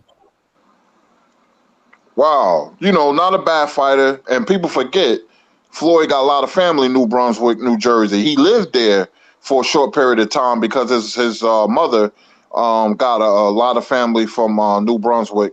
I just watch him fight and stuff like that. Not a bad fighter. All right, I see Tone Bangers. He must be saying okay about the Cape or something, huh? Nah, Marcy, I had plenty of blanks, but Kurt be right. Ernie Simmons just took whatever for little money, but now everyone wants to be Floyd for real. Foreman was more composed as an older fighter. The younger version showed home. Me said, "What y'all think about Daniel Cormier? Lame ass. Who was that? You The talking about the UFC MMA dude doing fighter? all that goddamn crime. Yeah, Daniel Cormier. Oh, that's the one that cried against John Jones, huh? Yeah. Yeah. Darnell Kirkland said, shout out for non-boxing. Floyd versus Pernell Whitaker. Who you got? I got Floyd. I heard Floyd used to give him that work when he was 16 when they sparred. That's what I heard. I'm not, even though sparring is different, but that would be like a real close, boring fight because they wouldn't hit each other. It'd be a lot of posing. They try to set traps for each other. But I could see Floyd winning a close decision or a draw. If a fight is a draw, that fight will be it. Because remember, Bernard fought Winky Wright. That's one of the worst fights in history, man. Nobody got hit. Yeah, but I think it'll be a little bit different with Floyd and Sweet Pea because both of those fighters can fight in the pocket real good. The motherfuckers got a nice inside game, you know what I'm saying? So I think it'll be a hell of a fight. I still take Mayweather because Mayweather is a southpaw killer, especially after he fought Zab Judah.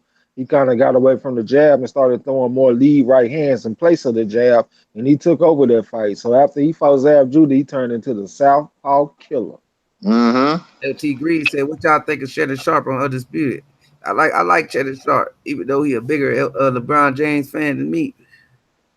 I like Shannon Sharp. Hell of a football player, him and his brother. But, I like his commentary. I like the show. Right. So, he's pretty good. Get some new suits, but other than that, he all right. Them tight ass suits. Yeah. Look like sweatshirts, yeah. Roger Simmons said, but they had a battle to do it. That's what's up. DJ, yo. La D. This motherfucker, y'all. You gonna have to come back to this motherfucker. LT Green. 46 likes too. I appreciate that, y'all. Oh yeah. Appreciate it, fam. Devastating. Appreciate that. Miss. Yeah, that killed your energy when you be missing shots up in that motherfucker. Yeah, that was Ernie Shavers' problem, man. Ernie Shavers hit like a brick house. Larry Holmes said Ernie Shavers hit harder than Mike Tyson. He said it wouldn't even close. He said Mike Tyson was a much sharper puncher, but pound for pound, Ernie Shavers was the much harder puncher. Ernie Shavers, man, that dude hit you, man. It felt like a wrecking ball. Oh yeah. Perfection say heavyweight in DC's national weight. And in DC's natural weight class, he should have never dropped to light heavyweight. Oh, y'all talking about Cormier still? I don't know really too much about that dude. UFC neither. LOL. I don't know a lot about him, but he seemed to be a all around natural fighter though. Moody TRAE rather say Nunn versus Leonard. Leonard. Damn, you don't think Michael Nunn was too big for Leonard? Michael Nunn was a big fighter. and it's kind of unfair to Leonard because his prime was welterweight and moving up in weight. So, you know, I mean, none was real good fighter, but maybe I'm being biased because I'm a big Sugar Ray Leonard fan. You know, but when and at what weight? Yeah, I thought Nunn was mainly at 160. Yeah, yeah, Leonard. You know, the Leonard I saw against Hagler, and so I'm picking Leonard, but Nunn was a good fighter. Is he still locked up? I don't know. Napoleon I would take Nunn. Napoleon Armstrong say Cormier. I mean, Ivory Cormier is official Cormier, and arguably undefeated. He say he lost to a cheat. Go check Cormier's strike force and talk to me. I don't know nothing about him, but look, who the cheat? John Jones. Yeah, what you man, he say, broke bro? my heart. John Jones, man, he ain't need that, man. John Jones was a heck of a fighter. I thought he got caught with cocaine or something like that. I didn't know he cheated. Who, Jones? Yeah. Yeah, he cheated a couple of times. Oh, that's messed up, man. These dudes crazy. That Okay. motherfucker still was crying when he got that goddamn kick to the side of his damn head. That explains the cocaine in the car, huh? Yeah, man. And John Jones was the best, man. But you know, he got an asterisk by his name. I don't think he might get a lifetime ban. Kid Mid feeling aggressive, talking about John Jones would have beat his ass anyway. Fuck out of here. Hey, the perfection said, I like Sterling Sharp better. Who the trade would say, hell yeah, he's still in hell, jail. He got y'all 24 like years. Shannon ain't like them other motherfuckers be up in there kissing butt and shit. He speak his mind. I ain't even gonna say the motherfucker. Yeah, I like Shannon too. Shannon Yeah. hold it down. He I be like chasing them anybody snow bunnies. That's Kid Mid on. Kid Mid talking about he from Georgia. And he talk Kid Mid everything he know. They love them snow bunnies. Hey, Kid For Mid real. say John Jones would have beat his ass anyway, though. Damn. LT Green said, I'm about to call it tonight, y'all. Phone about to die, bros. Y'all sleep good tonight, family. Hashtag LDBC. Hashtag Free 78 Sports TV. Already, bro. Have a good night, brother. Appreciate you coming Yep. through. Good night, LT. We ain't gonna be too far. We ain't gonna be too far behind you. Yeah. Kid Mid said, come here as a B word. Like them bunnies. I don't even know that dude, but I know when I saw that, I didn't know. I ain't even gonna speak on it no more. John Jones a cheat.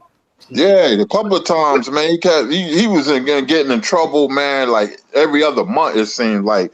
I could never get into the UFC MMA. I tried, man, but I just love boxing that much, man. I was like, nah, it's just not for me. Even though I saw a couple of fights, you know, but I just can't really get into it.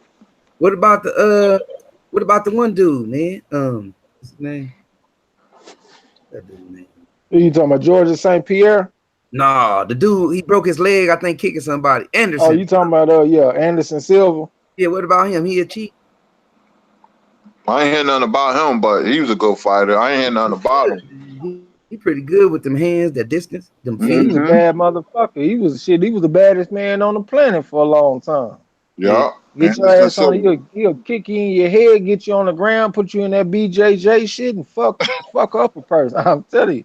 Perfection said Daniel Cormier wasn't catching nothing but losses from Bones, but he was whooping everyone else around him. Yep. For sure. Curtin talking about Anderson Silva. I got you, Napoleon. I'm gonna check him out for you, fam. I'm gonna have something to say about him when I check him out.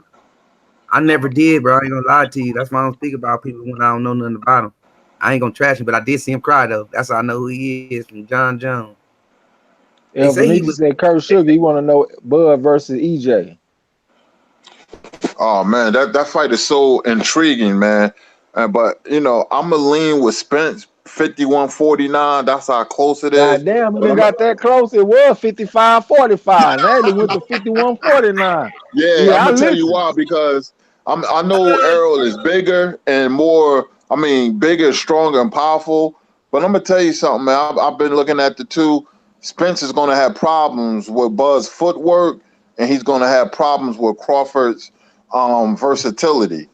And it will be up to Spence's ring IQ to offset that. I still got Spence winning, but closer than before. Okay, Moody Trayweller said, nah, Anderson, Kurt Sugar. He said he's a legend. He just Father Time is undefeated. I don't know what he mean though. Darnell Kirkland said he got caught with steroids, but that was only after he broke his leg. So he alright in my book. Oh, Talking about that dude Anderson. You talking about Anderson Silva? I think. nah, I think he talking about Bone Jones. Not talking about. Perfection say Silver and Roy Jones Jr. was supposed to fight. I remember that shit. They never did though. Kid Mm-hmm. Nick say any nigga crying after an ass whooping is a bitch. Lil 95 said juiced up bones, bro. We never know if Jones ever fought clean. That's cold blooded right there.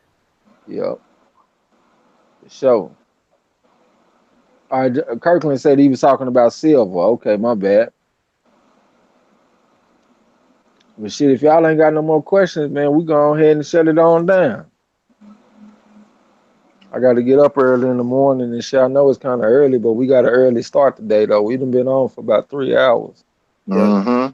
Yeah, we close it down. Y'all got something y'all want to add? Anybody? I'm good. Somebody. All right. All right, I appreciate y'all. I appreciate everybody came through. Like I said, man, we gonna more than likely we're gonna be calling the Pacquiao fight on for nines if I can get my ESPN Plus app together. You know what I'm saying? If y'all want to support the channel, visit the website www.marloscorner.com. If y'all want to donate to the PayPal, any of that shit, all of that's in the description. Appreciate y'all for coming through to fuck with us, man. We got love for y'all for sure. We ain't gonna be on tomorrow. We'll probably be back on Wednesday. If not, it'll be on Thursday. You know what I'm saying? I don't want to go too hard because I want to do this fight with Fanon on Saturday. You know what I'm saying? And plus, we're gonna get this damn trivia tournament together soon too, y'all. You got to do that again. But I appreciate all y'all, man. I appreciate Marlo and Kurt Sugar. Until next time, man. Well, I'm gonna say this. It's been another banger. Every time we get together, talk about trivia and Q&As. When you like something, you get used to it, man. And we all learning. Nobody's better than nobody. I thank y'all for the accolades, but yours truly still learning, and I just like hearing from y'all. If I have a rough day or whatever, and come on the show, it's all love. So until next time, peace. For real, fam. Y'all already know. It's love every time, man. I enjoy every time we get together and have fun. Chop it up about whatever. But until next time, y'all have a good night too. Enjoy y'all day tomorrow. But until next time, don't forget to tell them haters and trolls, the fuck out my gym. Peace.